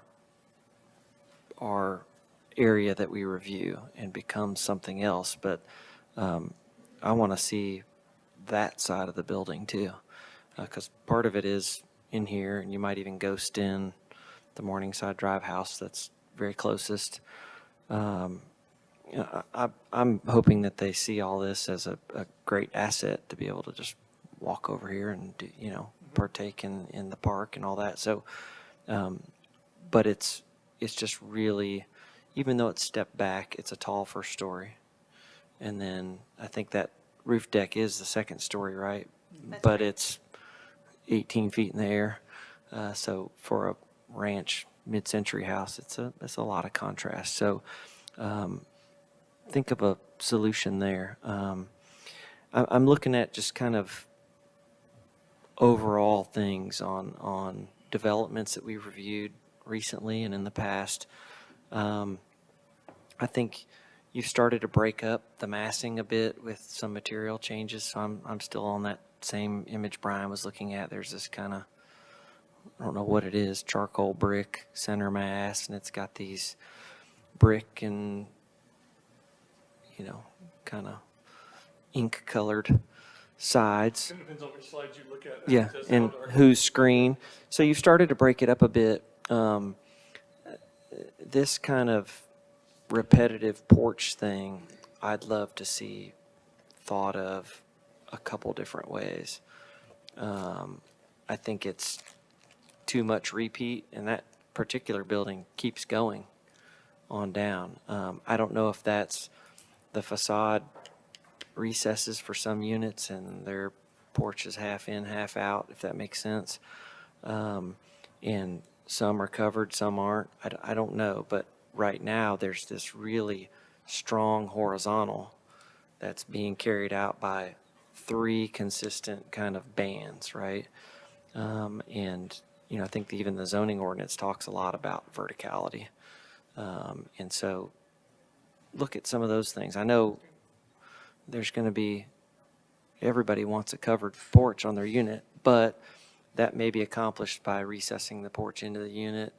You give up square footage for that, but I think it's going to help the elevations not seem like it's a whole block long of a band of porches and just a lot of the same, because it is a big building. All of them are quite big. I think the mixed use that's northernmost that you guys updated, I think those changes were very helpful. It doesn't seem so tall. It doesn't seem 3 stories anymore. And it was always 2 with a rooftop deck, right? But now it really just looks 2 stories. So I think that was a good move. And then, you know, we'll get into details and ornamentation as you guys come back, but I don't think you have to get too terribly kind of aggressive on some of the steel detailing and bracketing this or that. I think it can be simplified in a way that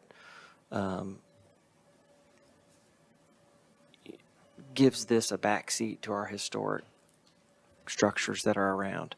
The factory is, you know, the district is called the factory district because the factory.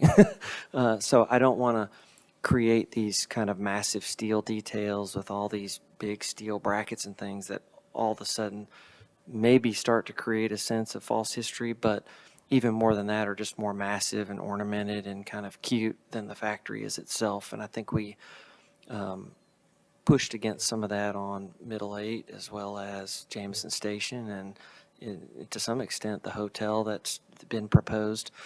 So simplifying some of those details, breaking that facade up even more. I think you started to do it with materials, but I think massing wise, there could be some punches there. Those, and then the Morningside Drive thing is really something that I think needs to come back different than this somehow. So anything else, Brian? Yeah, I'm just trying to understand some relationships. So we're talking about Morningside. When I look at, I guess it's page 5, and page 5 actually shows the historic zoning overlay portion of the parcel. And I see where it says mixed use that's right behind where the Morningside Drive is.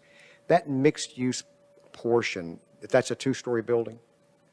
What is that exactly? What for the renderings that we're seeing, which page would I find that on? Am I, you know, where the pool is, if there's a pool, I guess that's a pool. That's right. So And then what building is that would be directly, I guess, behind one of the duplexes on Morningside?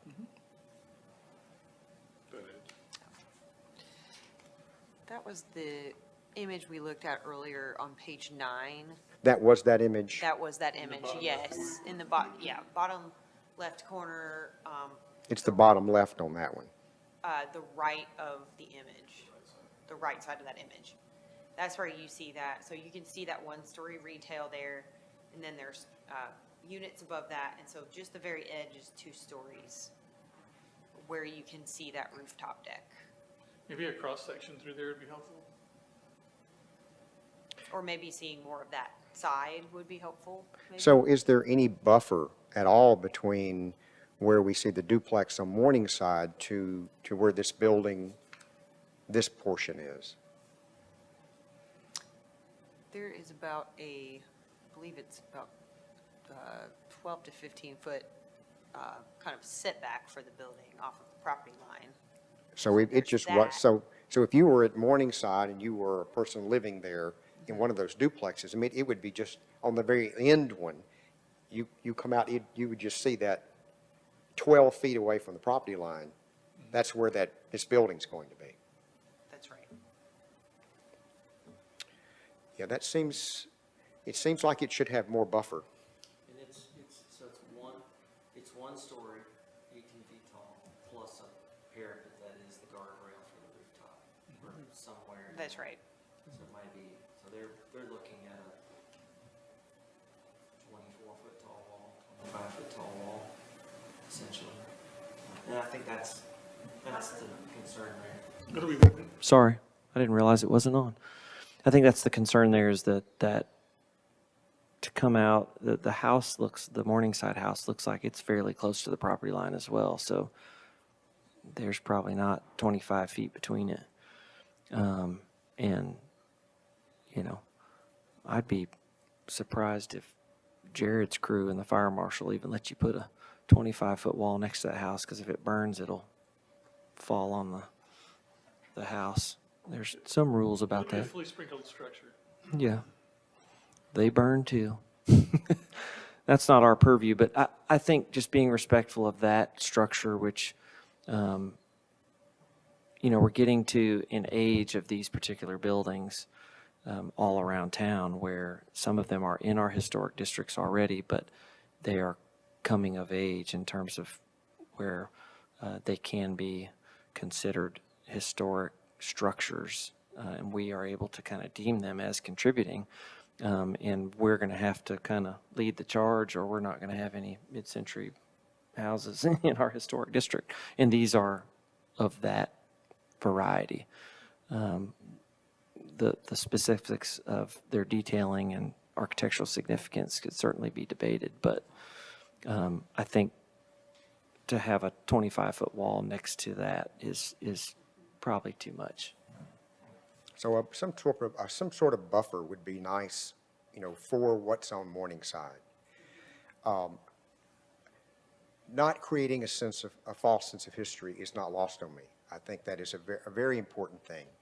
But I would say too that the adjacent road to Morningside is called Harpeth Industrial Court. So it did develop on that side in a sense of industrialization for it. But So- never at this scale. This is a Never. very large scale. You know- This, to me, and I would want corrected because the architects will know better, but this, to me, looks like we're taking a piece of what you see on McEwen and putting it behind this hill.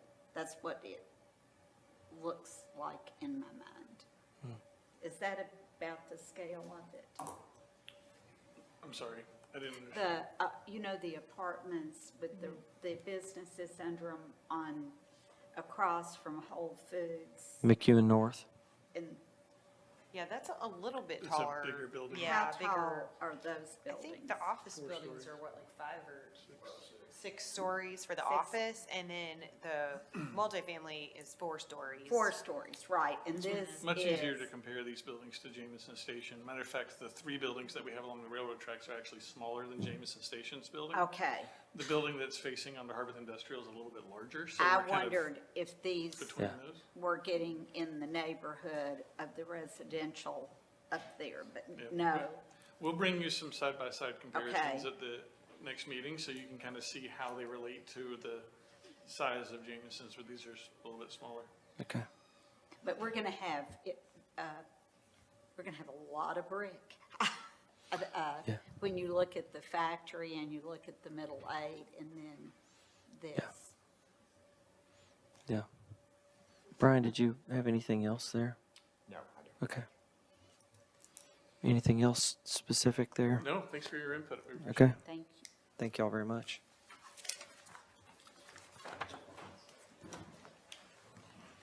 Okay. Item number 6. Discussion on new construction, refuse areas, parking garage, and hotel at 230 Franklin Road, the factory. Benton Smothers. Hi there. Okay, thank you.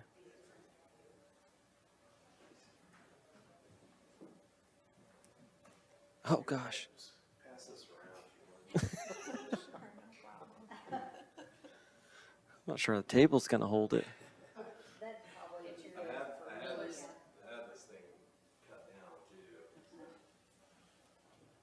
You came prepared. Show and tell. Yeah.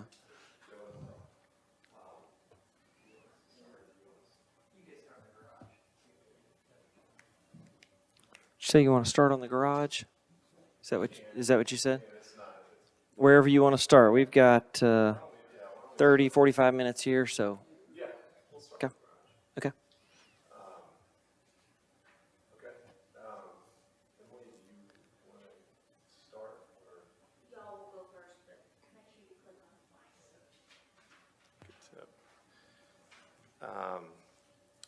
Well, I think the,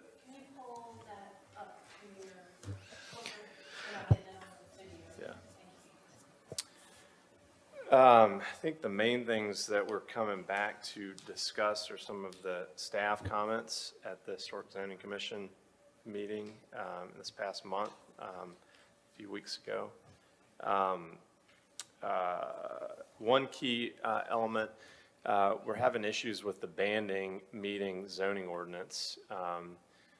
We've been talking with staff for a long time about it, and it's, you know, it's kind of frustrating it's gone this long, but I think we're really just sticking with the one on the right at this point, which is, we've kind of had, you know, which is where we started, frankly. And that was what went to BOMA and obviously came to you all for recommendation, and we're fine with. We're fine with either. This is back of house. The one on the right can be done in traditional or thin set brick. Our preference is thin, and that's what the sample is. We can talk through that. There were some comments about lining up with architectural features of adjacent buildings. We have elevations that should explain that, and also showing heights relative to those buildings. I think they're all different, right? So I don't know, there's not a consistent elevation like you have on Main Street. That's kind of part of the story of the factory. It was utilitarian and built over time, and, you know, not aesthetically pleasing way, a pragmatic way. But, you know, they line up pretty closely to Building 2, which is the closest one that has height. We do have some details on the window openings that should help explain some of the questions from staff. And that also ties in with the window study that we did primarily for the hotel, but it's obviously for the whole campus. And there were some comments about viewing cars too. Oh, this good slide here, Emily. This is a study of the parapet and what you can see from Franklin Road. And this is just to kind of show our hand here, and that what we've been showing in these images have always had cars modeled in behind them. And so you can see in the inset where we've ghosted the parapet, so you can see the cars parked there, right? Those are compact spaces. Yeah, okay, yeah. Yeah, one of the other things I think at HCC everyone said was, Mary, you may have said it, is like, I'm worried that somebody with a big car will park there. We've made all those parking spots on that row compact parking spaces to hopefully make sure only the smaller cars will park there. And we have plenty of the compact, they would meet zoning. We have plenty of those to go around. And this is just as good a place as any to tuck them. Let's see, so we've talked about the viewing. There's also a section cut if you guys want to look at that, of the cars. Again, like, I think all of these views, particularly the three-dimensional views in the earlier slides, those are all modeled with cars.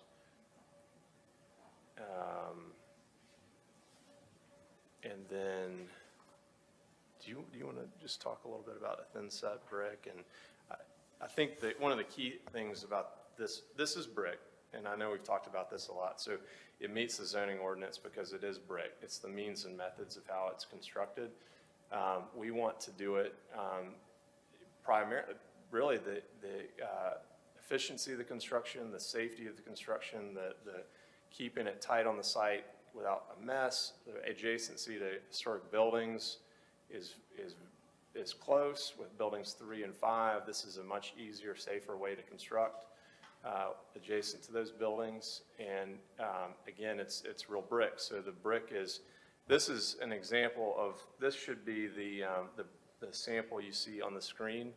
I think it's Old Town, I think is the name, but this is what we think is appropriate.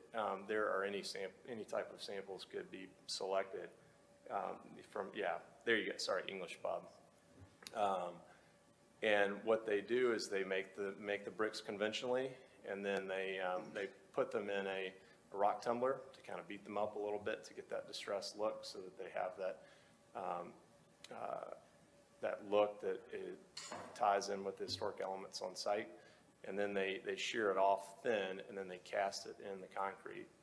Some key elements here, and you can see this on the image, and you can see it here too. The mortar color is not defined, so this is just a typical concrete color. We can have that made whatever color. So we would match probably our preference is the one on the right, which is building 2.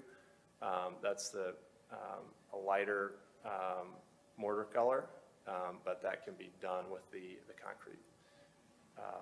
Anyway, Yeah, I think we can also change the joints a little bit. That was one of the things that we talked about. You can see how messy some of these joints are, or concave.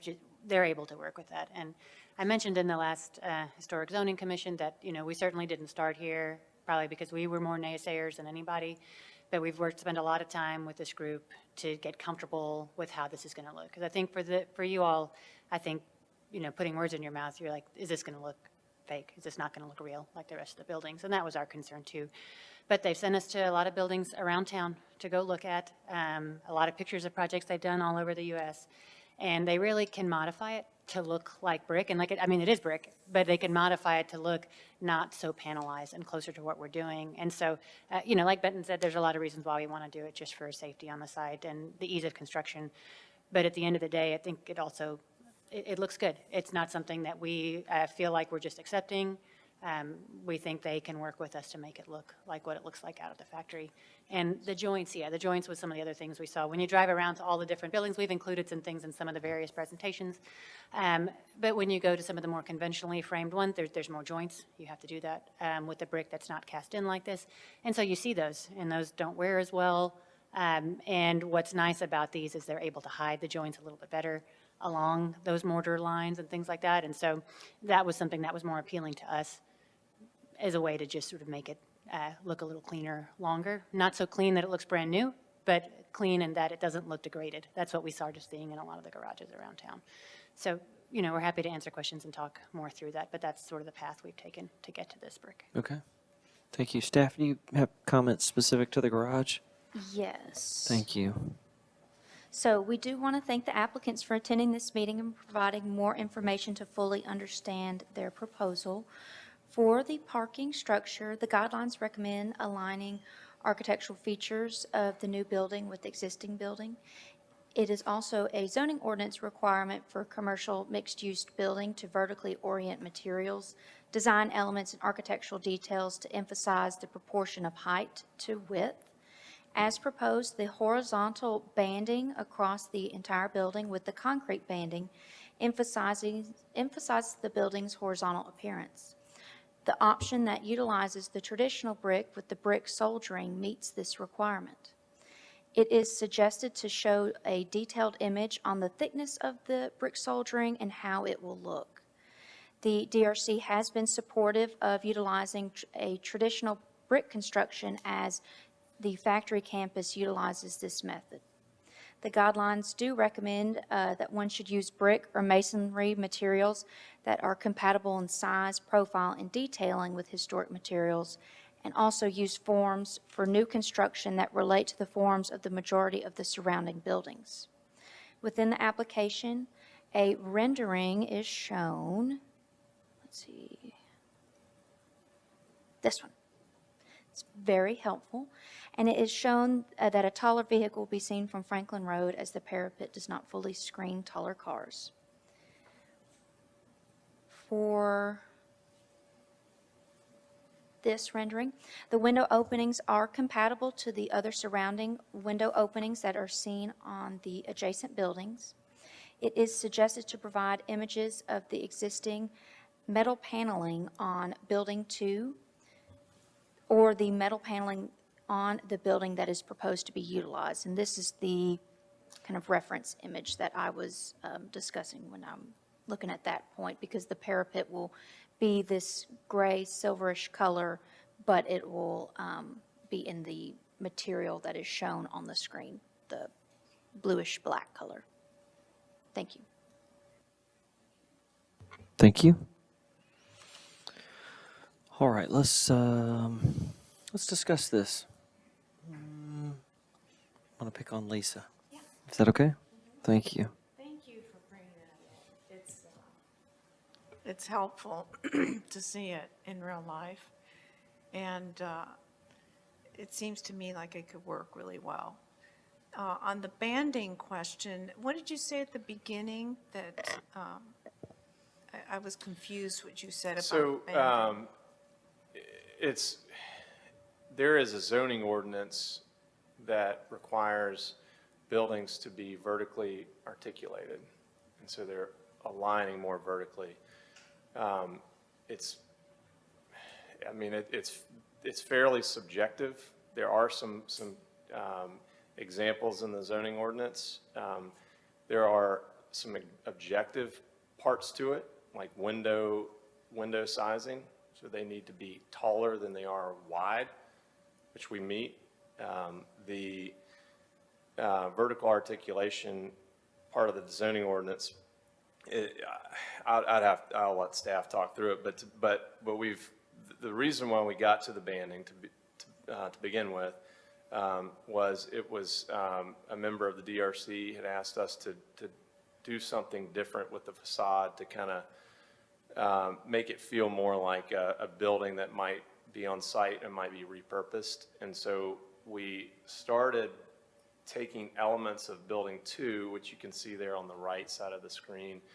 And what we also liked about it is that it allowed us to conceal joints in the facade so that we could line those up along the lighter bands and use a caulk joint that was a lighter color versus trying to do what, any brick wall does. You usually go with a red because the predominant color, I'm not an architect, but the predominant color is the red, right? But you're also crossing over mortar, and so it sticks out. But those are the virtues of the banding, but planning believes that it aligns the building more horizontally, which ironically the commission has said that they like because it makes the building seem less tall. But with that said, we're not going to press it any longer. If it doesn't meet the zoning ordinance, there's really, and frankly, we're indifferent with either one. Either one will be just as fine. What we have done with the lower is in place of the banding to still kind of have a bit of a break in the facade is we have soldier course to give it a little bit of a different look, and I think it'll be nice. And again, we can break the panel joints or the brick joints, however we do it, on those bands, and I think it'll still be nice. You're speaking of the one on the bottom. The one on the bottom, that's Right. correct, yeah. So Yeah. that's the one, to bring this all home, the conversation that we've had with planning over this, what had just occurred after submission of this package, so it's just in the last few days, that we solidified their comments on that, and so the one on the top does not meet the zoning ordinance per staff's comments. The one on the bottom does, and so we would propose the one on the bottom. Yeah, and the one on the bottom seems like it's not that much of a difference in terms of, how it looks, so that's all. Well, Okay, and thank you. Mr. Chair, Yes, since Mary? we got in this conversation, I started driving around town looking at banding, and it gets just filthy looking in the environment, of the traffic and everything. So that makes me fine with not having it, having seen the reality. If you drive around and look where it is, it's got big black drips all over it. And I don't think that as well-maintained as the factory is, that putting scaffolding up and cleaning the banding is going to be, over time, a priority. It's just not. My kids say drip is cool. I don't know what that means, but apparently it's cool. All right, Brian. So I want to go back to, I think this is the floor plan for level 4. Because we've established it was your bottom plan that's we're going for. So with the brick Yeah. with the soldier course. Correct, yeah. So I think it will go, it actually says level 4. It may have been the slide above, there it is right there. So what I'm assuming with this one is where we see the shaded area, it says all parking spaces at level 4 on west elevation to be compact. Now, is this the part that faces Franklin Road? So I think this actually helps to mitigate some of that where we're concerned about seeing cars if these are all compact spaces. And the rendering had the truck in it. Yeah. It did, yeah.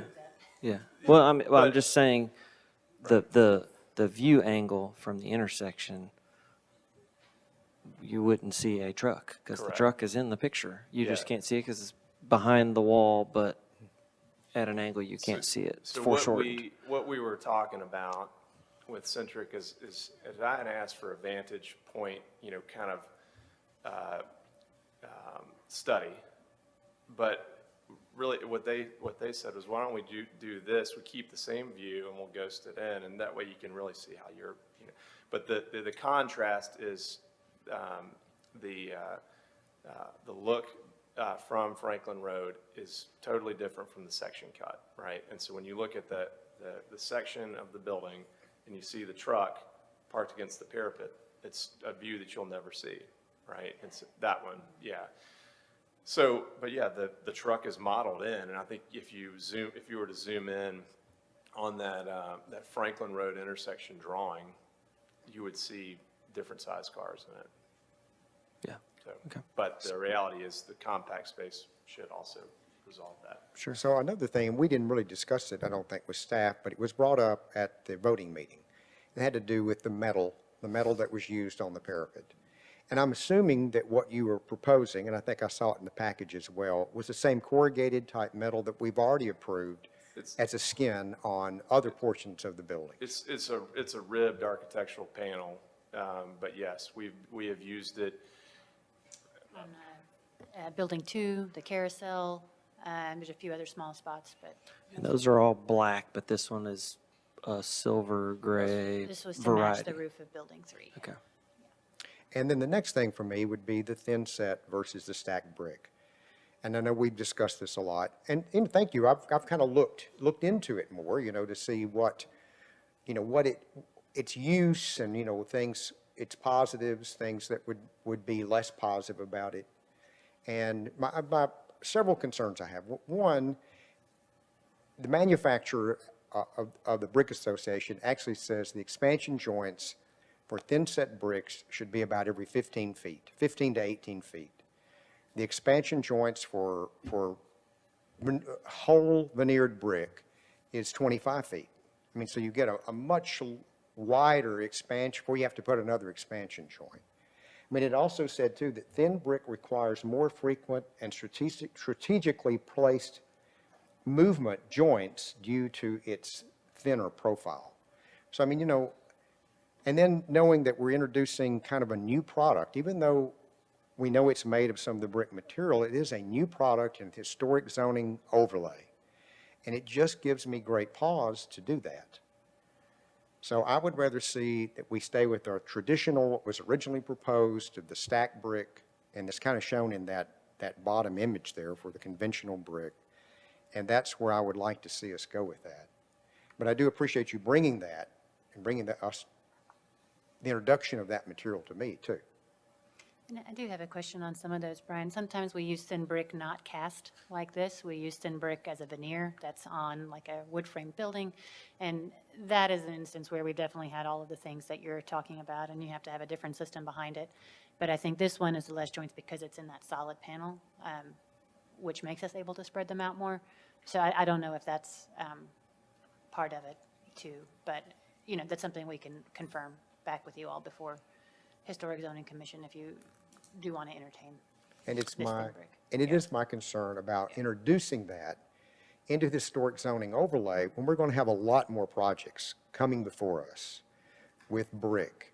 And so, you know, if we start approving, you know, one, we'll say, well, why don't you approve it on ours? So I kind of just would rather not go down that road. Okay. Well, one thing I would say about that is there are different, setting a precedent, this is very conditional. We're not proposing this for the hotel. There are a lot of reasons why we wouldn't. It doesn't make sense for the hotel. I think we could go into that if you're curious. But this is back of house. It's proximity to buildings, to drive aisles. There are a lot of reasons why this is the right thing to do. It's a panelized regular building also. The hotel is not that, so. Right. So I'm just saying that it's very conditional.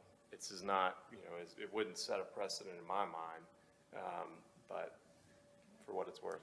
And I'd like to add, you know, we've talked a lot about, you know, the factories and everything over the past year. And if you're going to use a product anywhere in Franklin, this is the place to do it, right? The factories, very practical, things are built for a purpose. This, on that garage, is about as practical as it gets, right? And as far as a manufactured product to fit a purpose, that's what this is. This expansion joint isn't based on the thin set dimension. It's set on a concrete block, right? It's what is it, 20 feet, 25 feet? It's a concrete panel. It's not a thin set, you know. And you'll have, on traditional masonry, it'll be at the windows, and so it'll be more than the dimension that you read, which would be on a natural wall without breaks. And so I would say that you do have a really good argument for why it should go here versus any other brick condition around the city. Sorry. Did you say something about safety as a consideration? Absolutely, yeah. So, Well, you don't have the scaffolding, you don't have the mortar and all the bricks that sit on scaffolding, you don't have all of that. You have, it's going to be, this is cast in a factory, and then it comes out in these panels that are then put together with a crane. And it's a pretty quick process. Yeah, I mean, yeah, it's. again, for a parking garage, it seems to make sense to me. Yeah, and to touch on that, were these buildings touch buildings 3 and 5, and you have to erect masonry up against those buildings? A traditional way, you have to somehow scaffold above the existing building as well, right? Just like over the road, people are driving by with this, your crane is lifting into position, and you put it on, you attach it, and you're done. So you don't have all that work above the existing buildings.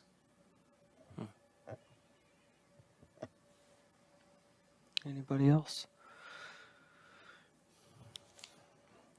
What is the durability of the concrete compared to just doing traditional brick? Yeah, you're talking about cracks and any type of movement like that type of thing? Any of it, yeah. I mean, if water I'll let you gets on concrete compared to brick construction. Do you want to go ahead? I mean, I don't know if I can say exactly, you know, the answer to that, but I think these are cast panels. So like I said, they're made in a factory. There's less likelihood that they've got all of the issues that cause things to crack when you're doing things in more conventional construction. So there's that piece to it. If we were to build a conventional brick, it still has to have something behind it for the brick to adhere to. Yeah. Because it's just basically the concrete structure is just the columns, Right. floors, and so there'll have to be some CMU behind there. CMU will settle. Things like that can happen differently over time. So those are the things, I can't give you like a percent. It will be more than that, but I think when it's prefab things in a factory are less likely to be in the same conditions that you have when you've got something on site.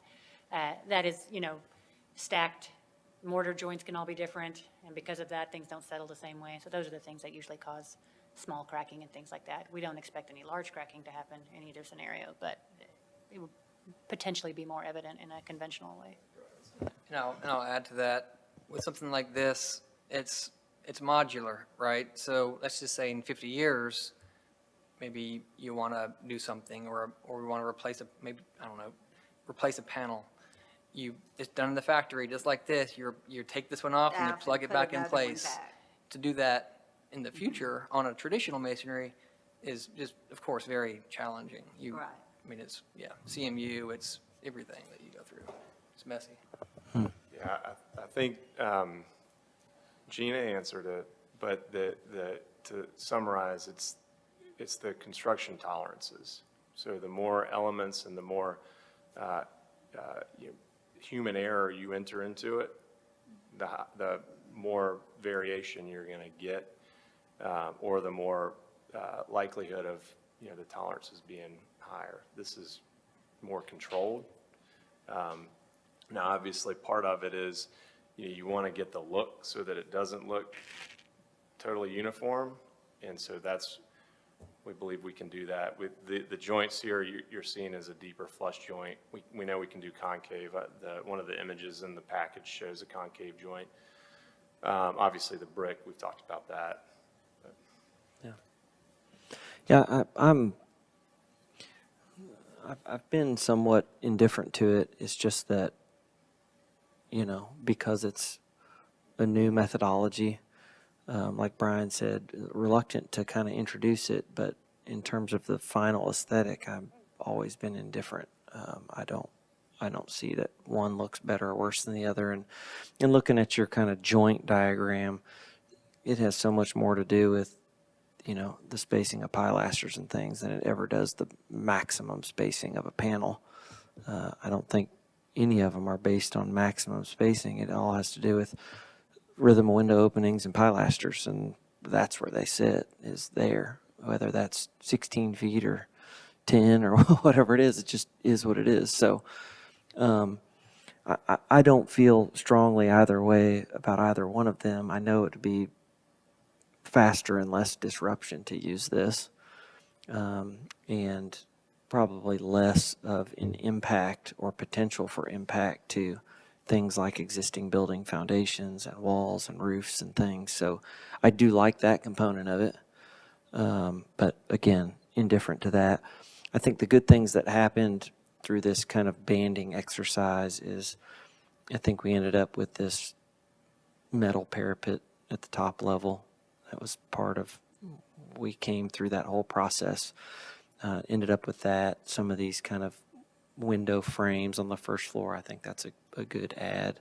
So I don't think this whole process has been for naught. We've just kind of returned to where we started. I think it's an improved version of it. So I do appreciate that. I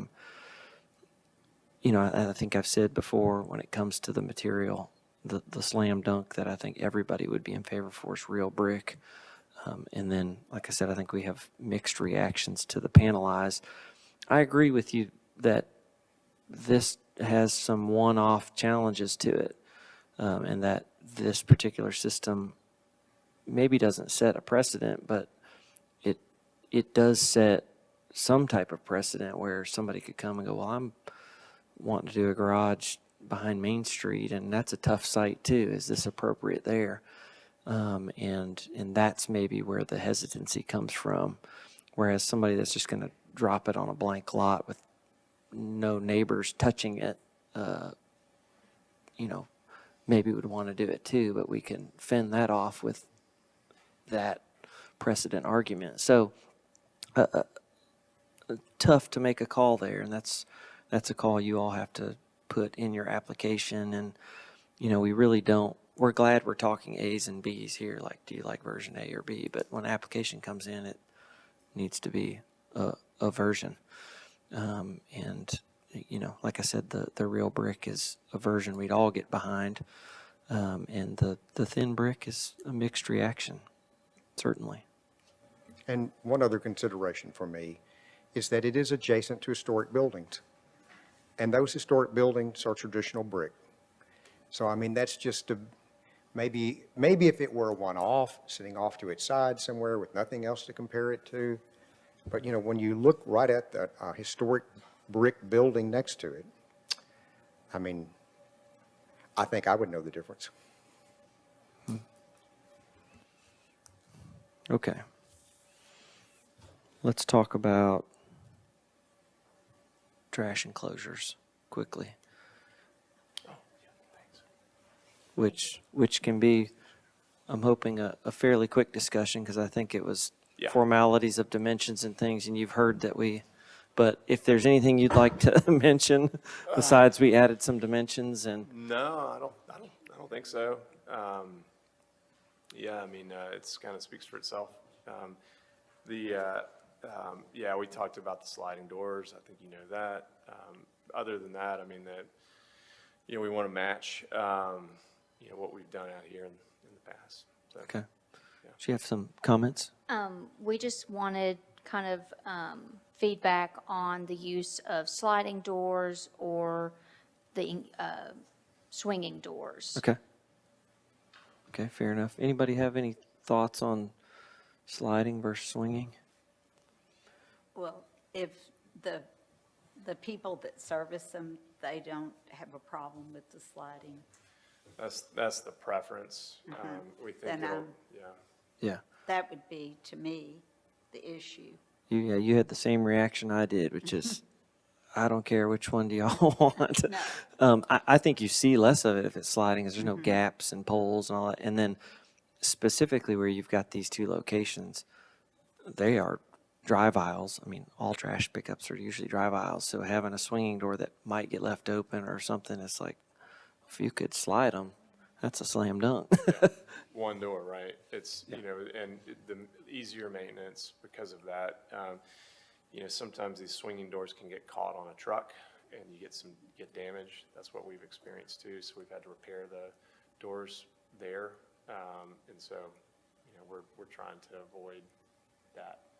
Okay. Anything else on those? Good. Hotel.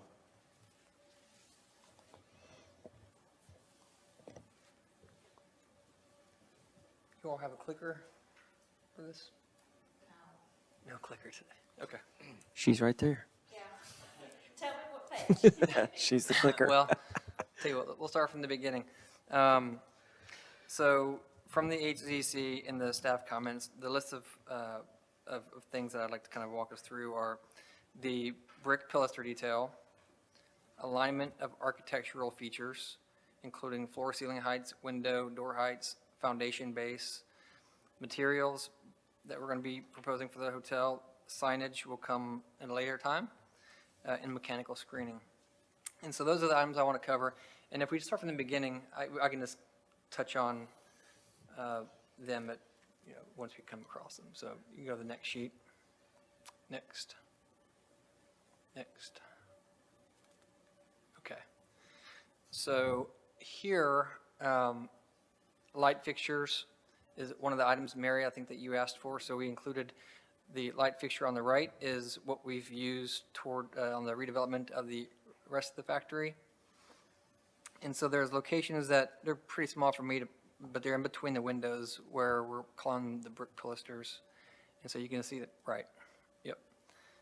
And so it'll be the same sort of look that we have on the front of the factory. So on this plan, you can see the mechanical screen up top.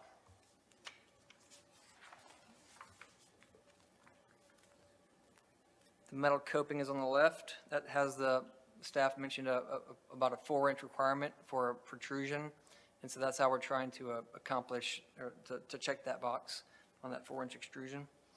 But that's metal to match the parapet. That's on the contemporary locations. All right, go to the next. Well, actually, so what we've added here is very faint, We have one of the items that was requested was information on the base. And so along the bottom of those windows, about 3 feet high, you'll see a faint line. And so that's what we're showing there. If you go to the next page.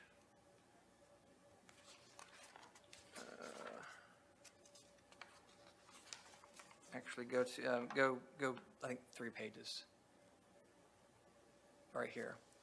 So the picture on the left is, of course, the main factory.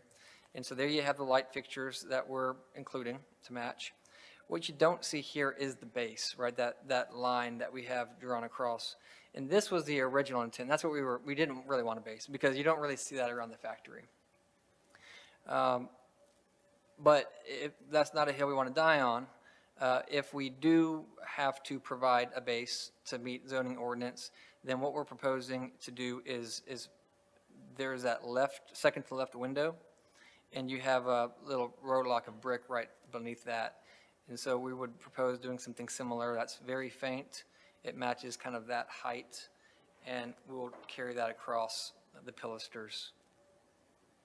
And you can see it on the rendering on the right, where it kind of carries over and you have that faint line. So that's where we got that from. All right, can you please go back 1 slide? I'm sorry, 2 slides. Yep. All right, so this is a new page that we prepared to compare underside of deck locations, heights across the factory versus the hotel. And so there's a wide variation. You have everything from 19 feet down to 7 foot 7 inches to the bottom of the deck. That's at the Honest Coffee, pretty much a main entrance. And so there's a very wide, but very big swing there. Our hotel, we're looking at 14.4 to bottom of deck at the front. And so we're meeting the zoning requirements there. Towards the back, we get a little bit tighter. We have 11 foot 2 in the guest rooms towards the back. And that's where at the HCC I mentioned the topography comes up about 4 feet from front to back. And so it's going to kind of squeeze that ceiling height where the finished floor comes up. And so we are proposing a lower ceiling height than I think it's a 13-foot requirement along the ground floor.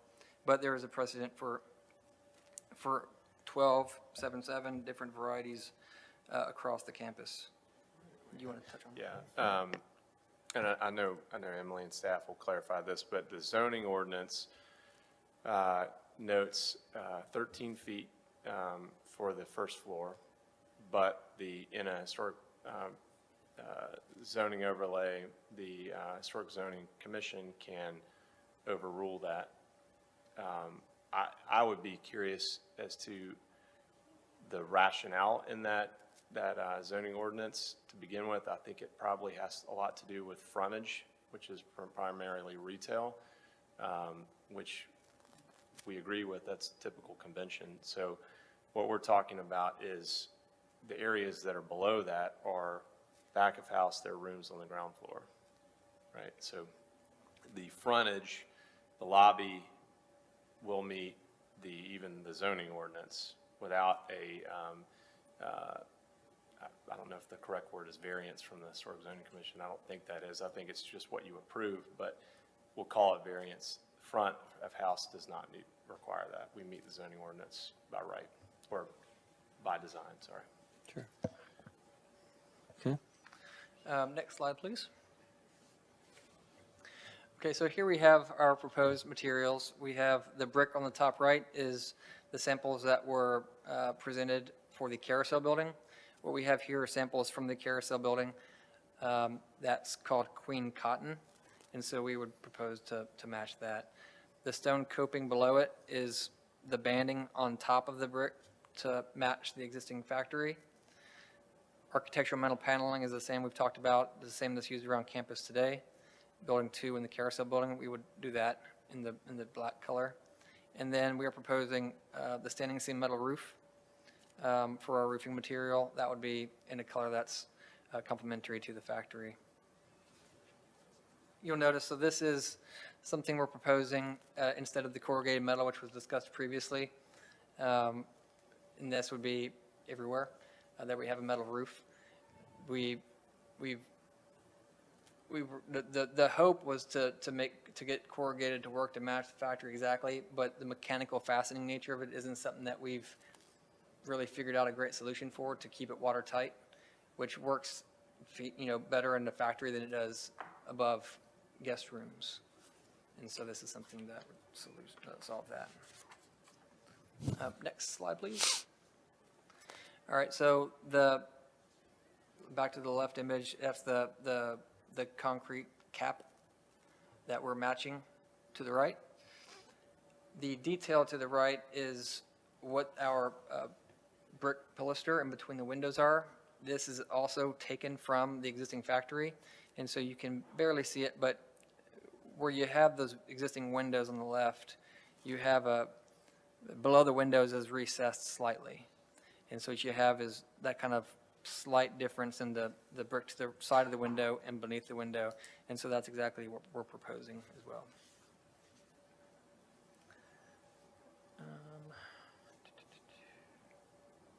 All right, next slide, please. Okay, so this is the window that we mocked up in Building 2. This is an aluminum commercial window. It has thin muttons, and it's a historic replica intent. And so we're proposing the same type window. Let's see, let's go a few pages. We'll enter the mechanical screen. Here we go.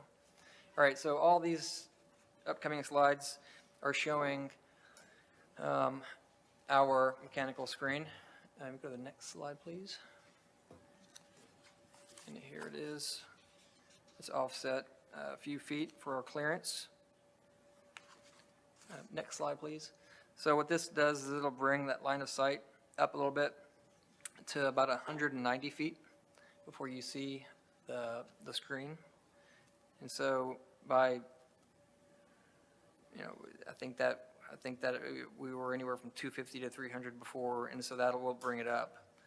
But I think that this is still a better solution than raising the parapet. Okay. Yeah. So these are all just, the next slide is probably where it's the most apparent. It's from the front. All right, let's go a few more slides. Let's go to the window study. Okay, next slide, please. Next slide. Next slide. All right. So these aren't new, but I do want to point out a couple things. One of the staff comments was alluding to our ribbon window size compared to the existing factory. In that slide, I see where they came from. They were doing a complete adjacent comparison, which is sensible, but the architect picked that elevation for a different reason, and I can touch on that. But the ribbon windows around campus, they vary. The ribbon window that we are using as our comp is shown right there in the middle. I believe that is 1 foot 9 inch tall modular panels. So it's, what is that? Just under, I think it's 5 feet 3 inches tall for the ribbon window. And then if we go, you can start. Next slide, please. Next slide. Next slide. Next slide. Next slide. Okay, this shows that that inset, that recessed brick location again, and how it compares to the existing factory. Next slide.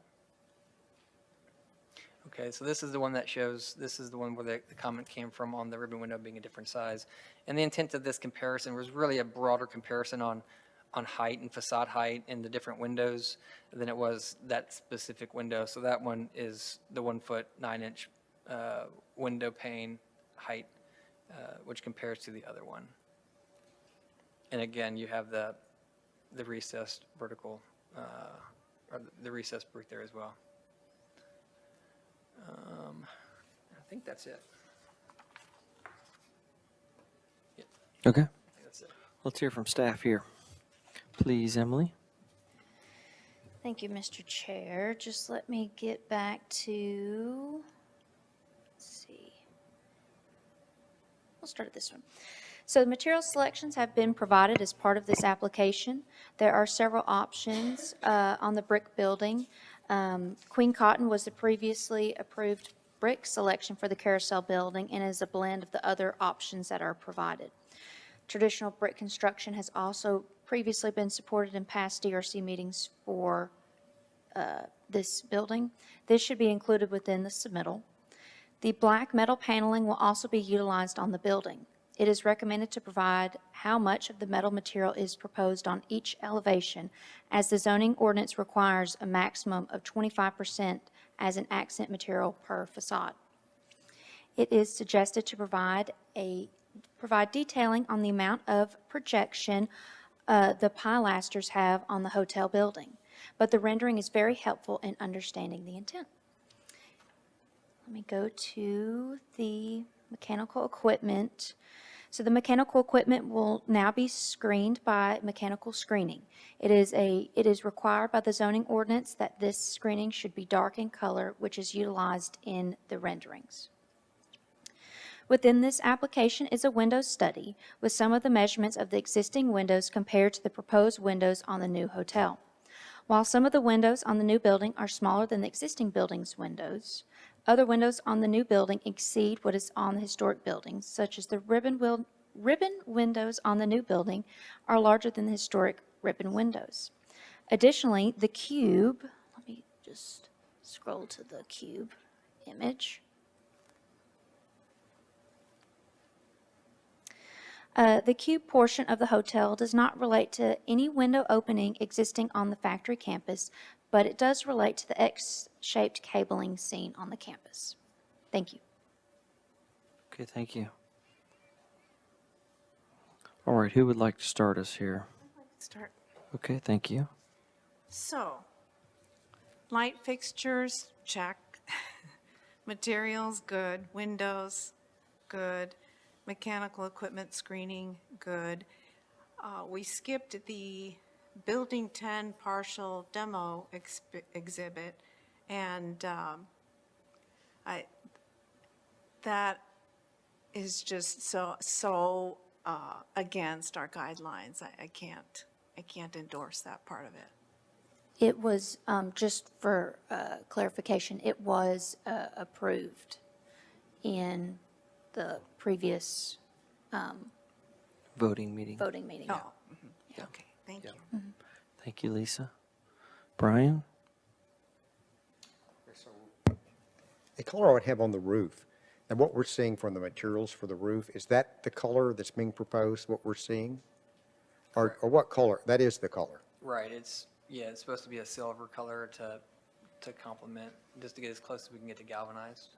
And just making sure I understand things, so the mechanical screening, it's just around the unit. You're just screening around the unit. Correct. Okay. I think that is a better option than raising the parapet. Agreed, right. Yeah. As far as the ribbon windows go, because it's a different purpose, I like that it meets the guidelines in that it is a nod to the historic window, but not an exact copy. And I think because it has a different use, that's appropriate. And those would be my comments. Thank you. Okay, thank you. Yes, ma'am. The brick choice is making me want to run to the Carousel building and look at it and imagine it on the hotel. And to me, I agree with your window choices. This copying I think it's a stretch. I hope in reality it doesn't look like it does in the picture, because you're seeing I guess for practicality, the glass is in sections and then you see the other. So hopefully it doesn't read like It'll this. be more faint in reality than it will in the picture, right. I would love to see you modify that a little bit to look like reality. We're talking about the cross bracing? Yes. Okay, got it, yeah. Because right now it looks like kind of a starburst. Yeah, we had, I know early on when we were studying this, we had studies where we provided, maybe that we can pull Well, those it's back just- up, right? well, I it's- remember looking at that. Yeah, her point is, especially on the colored elevations, where in order to represent it, you have to draw it, and it's just two colors, right? And so it's like, it just pops. But in reality, you're gonna have light and different and Right. windows behind it, Yeah, and it's if gonna you like could almost just- be a more faint sort of Yeah, if you could thing. work on I just, we're gonna that. lighten that up. What I was recollecting were rendered images that show it a little bit more like, how you'll experience it versus an elevation. Right, It, right now, to me, it just looks like right, it pops. jewelry that's a little heavy Right. handed or something. Good way to say it.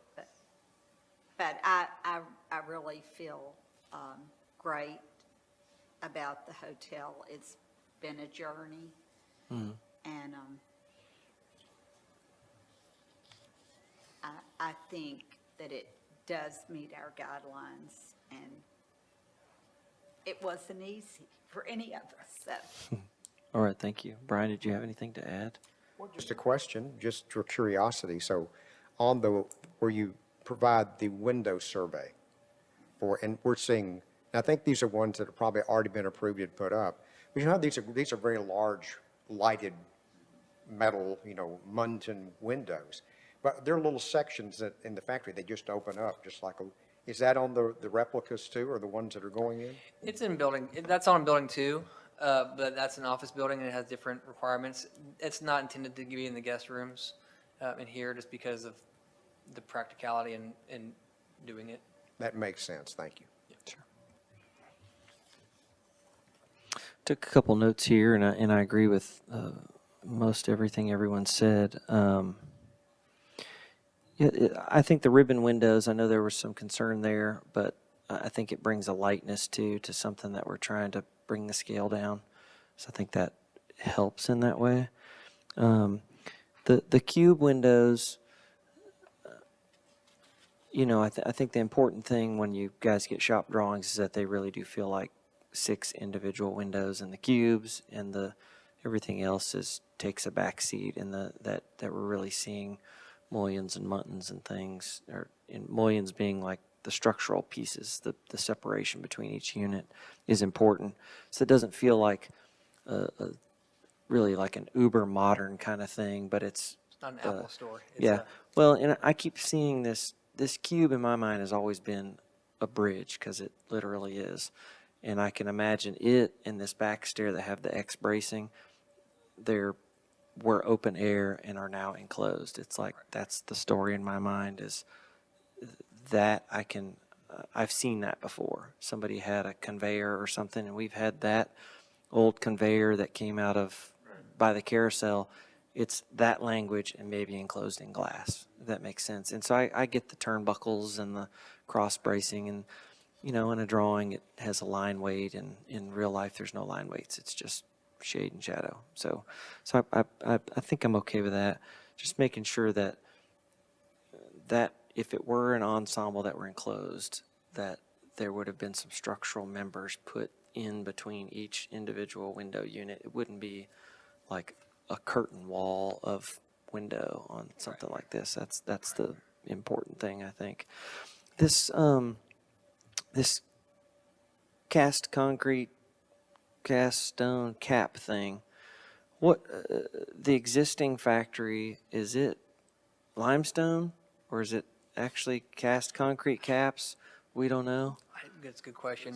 I suspect it's probably concrete, to be You're honest. talking about the parapet. Yeah, it's a parapet cap that's at the end of the gable ends. There's a lot of metal too. Yeah. It varies. We were looking at that for the garage, and everything near the garage was metal. That's to say that's building 2, including the front facade of building 2. We could take a harder look at that. What we've seen from drone footage and from the street, it looks like that's, a precast concrete cap. Okay. On building, that's a building 11, that entrance on the left, but yeah, I mean, building 8 is all metal, building 3, metal, 5, it's. Yeah, I like the idea of the masonry cap.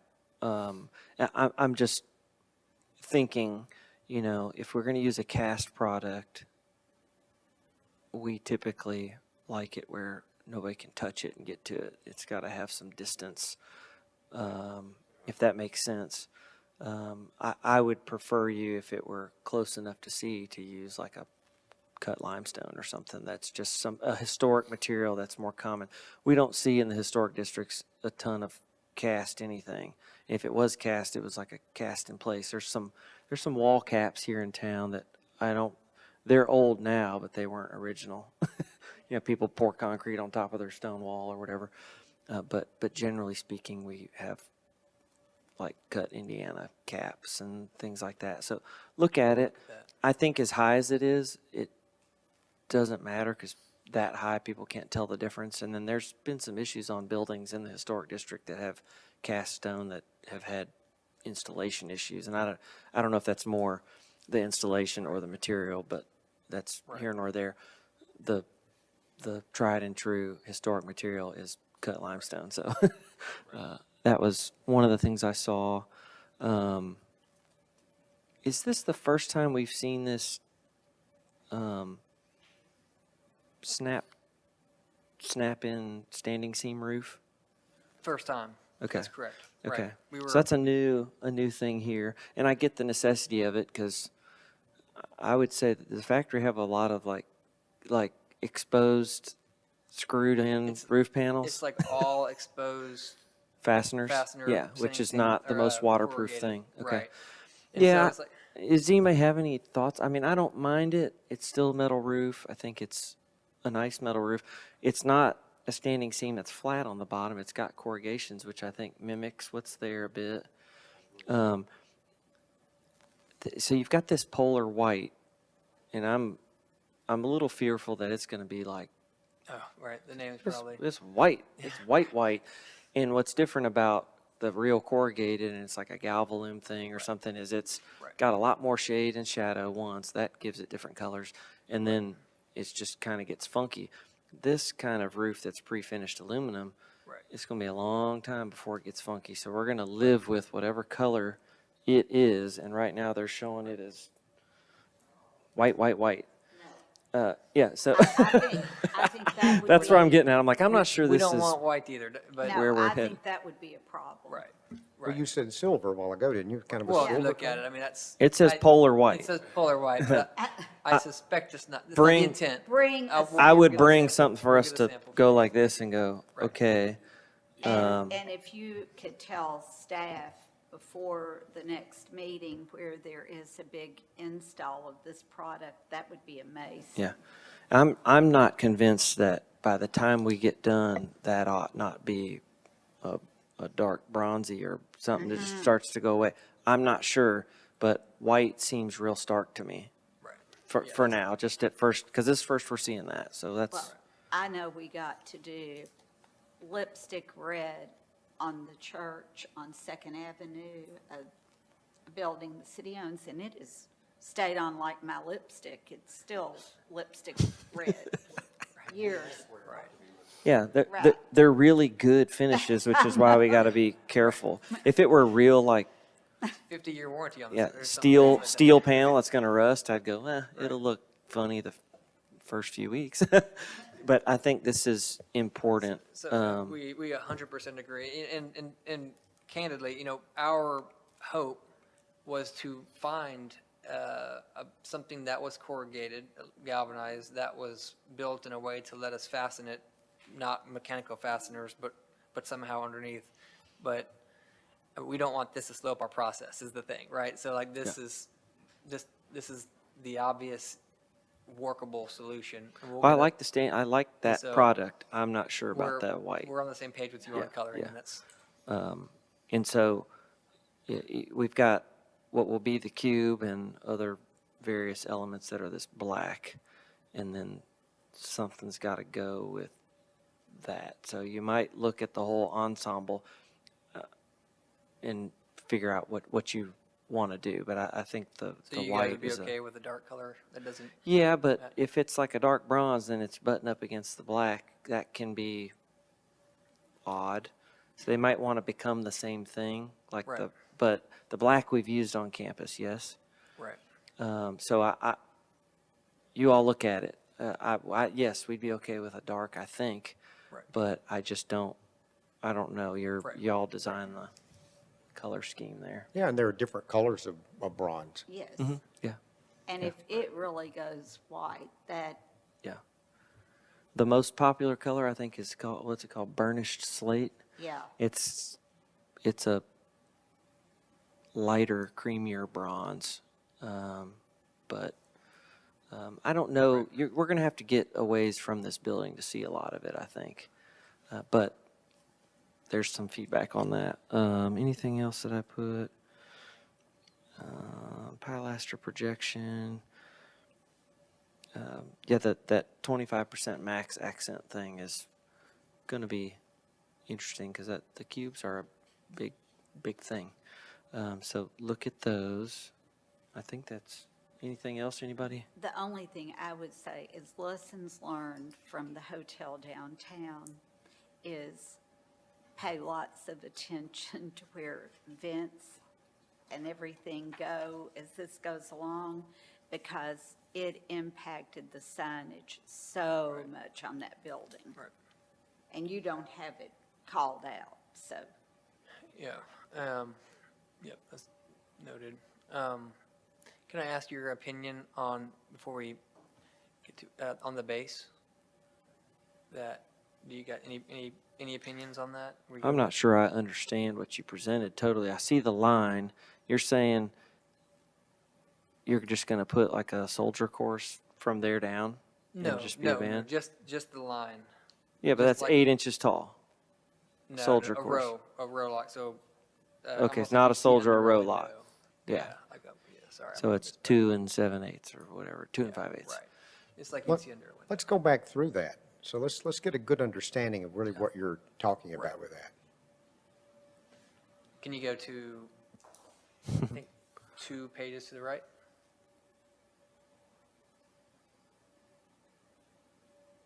Well, nope, sorry, maybe back. It's the one with the picture next to building 11's front facade.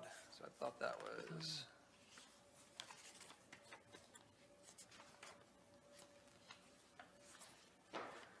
Page 10 has that front elevation. Yeah, page there 10. you go.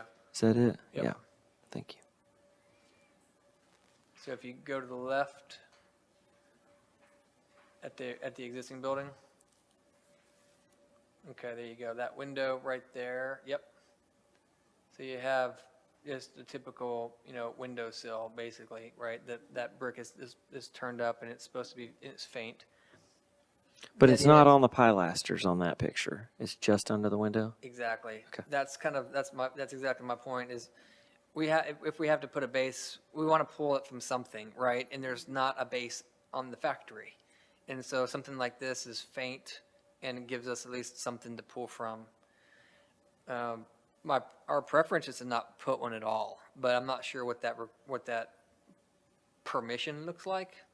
Is that something that's a committee decision? Were you previously planning to put the row lock under all We're the not windows? planning- Yeah, that's Like at a windows, windowsill? But this is more of a. It'd be what- continuous. They're asking for a continuous base. This would be at the very This is. foundation. This is the foundation. no, Just this picked a is- line, basically. So 18 inches above grade, you picked a line. No, No, this is, It's like 4 feet this is up. like 4 feet. I don't see this line on what I'm. Right here. Oh, that's not there. That's the real factory original. So if you see that little line on the left there, on the next image over, yeah. And that's my problem with it is it's just kind of arbitrary. Exactly. Right. Right. Where does it say 4 feet? Is that a thing? Well, is- it's Or is there a dimension, or it just says it has to have a base? just that we have to have something, but there's no real, I mean, I'm tempted to just take the grade line and do a soldier or something and flush. Just take it low. And what are I you don't know. proposing to do with the line? So it's just a very faint brick detail where it's just a different course. Okay. So that it kind of, we want it to disappear because we don't want it at all. But if we have to have it, then this is a way to make it disappear more than other options. But maybe this is a kind of, I mean, Yeah, and why is it required? right. Is a zoning ordinance? Is that correct, staff? I do believe it is a zoning ordinance requirement to have a base on the building, but we can work with the applicants and to see, if there is a conflicting statement within the design guidelines and the zoning ordinance. And if there is, then the guidelines, you all can decide if it does supersede the zoning ordinance, if there is, conflict. conflicting. If there's not, then the zoning ordinance would. The base, you're not talking under the window, you're talking The base that the I think, foundation.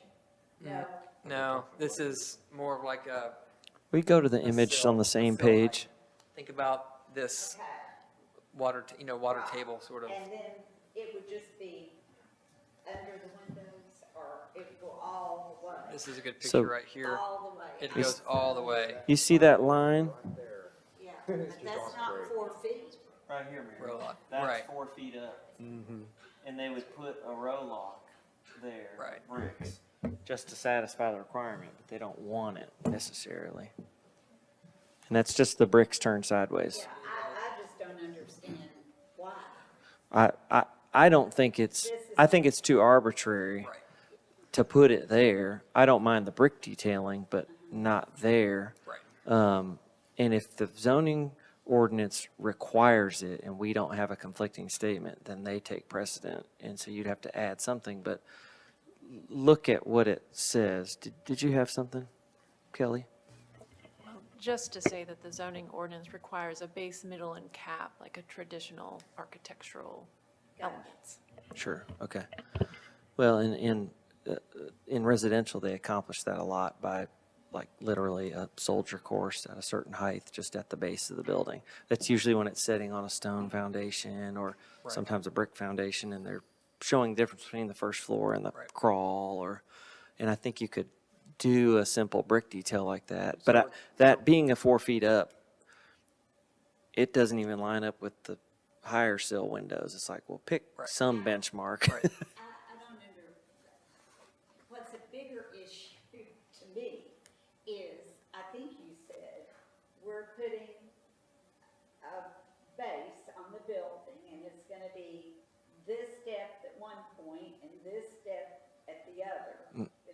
No, I think what they're saying is the Is that zoning, right? the zoning see, requires, yeah. Mary, the zoning requires a base, middle, and top. They don't want to add anything. They're trying to satisfy a rule that is a little I ambiguous. agree with that, but is there a stone or something? No. At the very No. bottom of the building, when you were talking about? You're talking about how from the front of the site to the back of the site, it Yes. steps up 4 What's feet. that gonna and so be? right, I mean, we would have to find a way to move that line up as the building goes back. And I so it's, know. that's why I'm bringing this up, is it's not something that was desired on the factory or anything like this. So we're just trying to find it, to check a box, and now seems to be the best time to talk about it with everybody and see Yeah. if there's not a solution. Emily, can you move that image over to the rendered image? And then at the very bottom, is that not a base of concrete? What is the gray band? That's just that is confusing. That's a clip from a Revit model, and so you're seeing topography and just kind of some modeling. The sidewalk chopped in half. Sidewalk, yeah.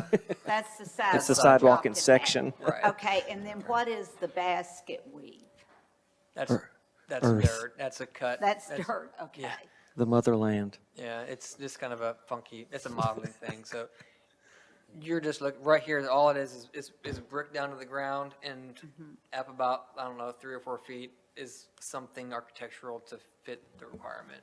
And Well- brick to the ground is what we normally see at the That's it. factory. Yeah, Exactly. and- Right.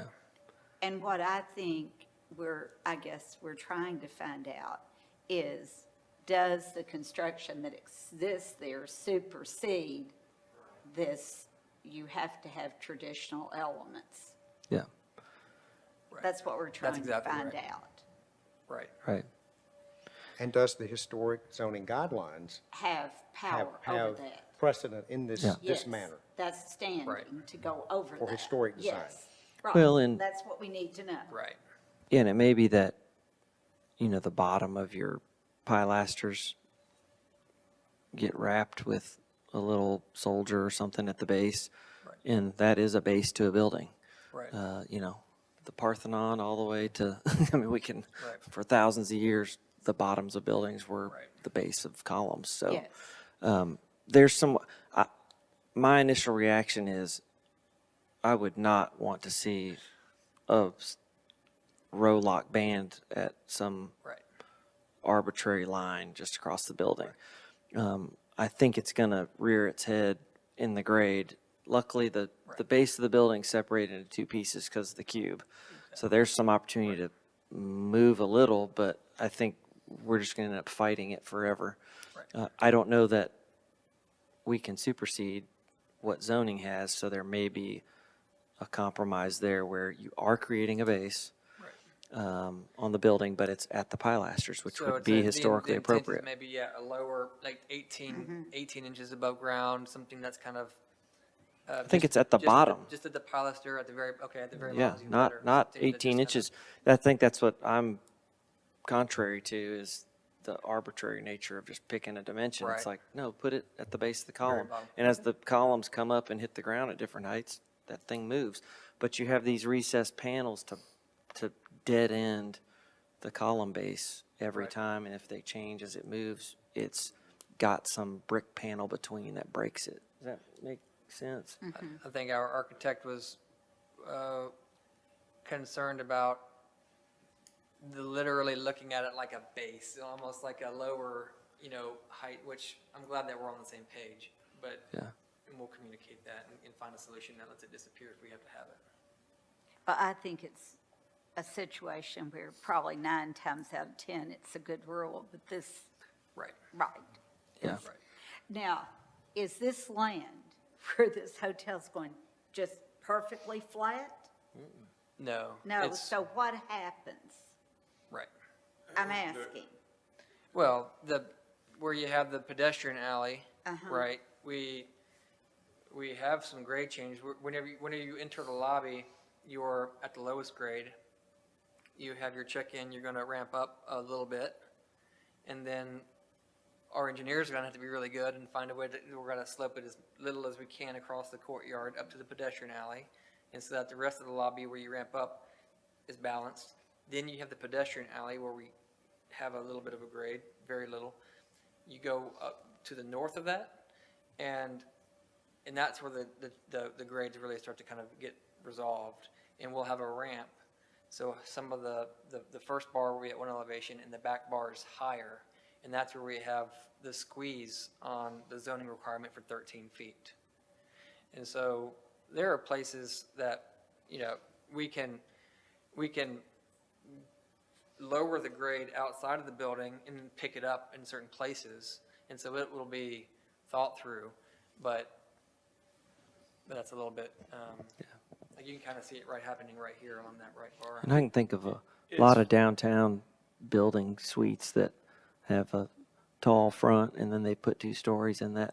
How many restaurants down there? Right. You go halfway up and it's like 2 7-foot rooms. It's But this is over a long distance too, and so when we're looking at it and plan and we're talking about it at very detailed level because we're designing the building, but the way you'll experience it is not quite, I mean, if you walk around.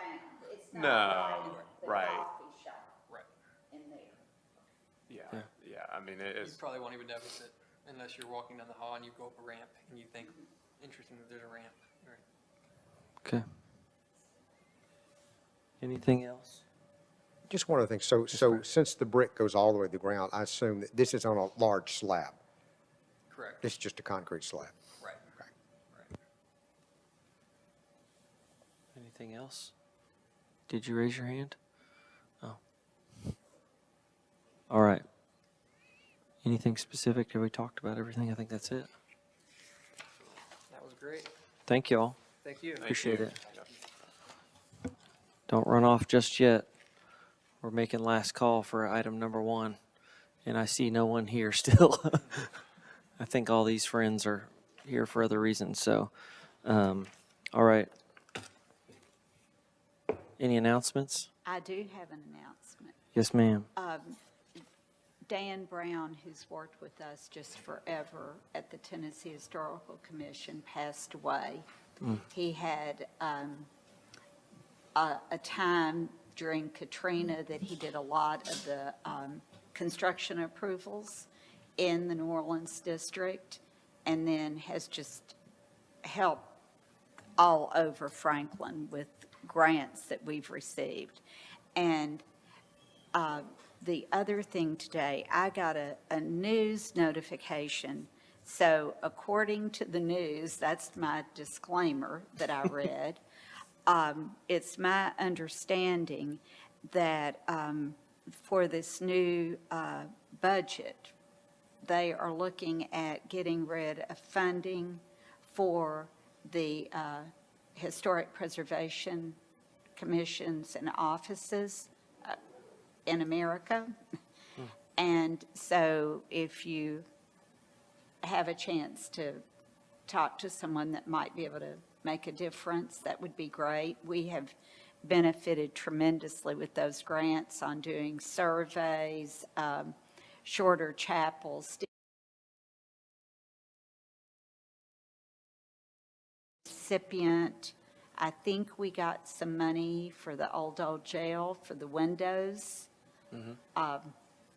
So we went to a workshop. They provide education that Brian and I went to on windows. So that would be a loss, at least for Franklin in my mind, in Williamson County. Okay. And our senator does sit on that committee, so. Okay. Marsha Blackburn. Sure. So. Okay. Thank you very much. Anyone else? Yes, ma'am. 3 cheers for 3 cheers for Mary. Yes, congratulations on that. Thank you. We might want to sign a copy. Well, you know, I'd just love to do that.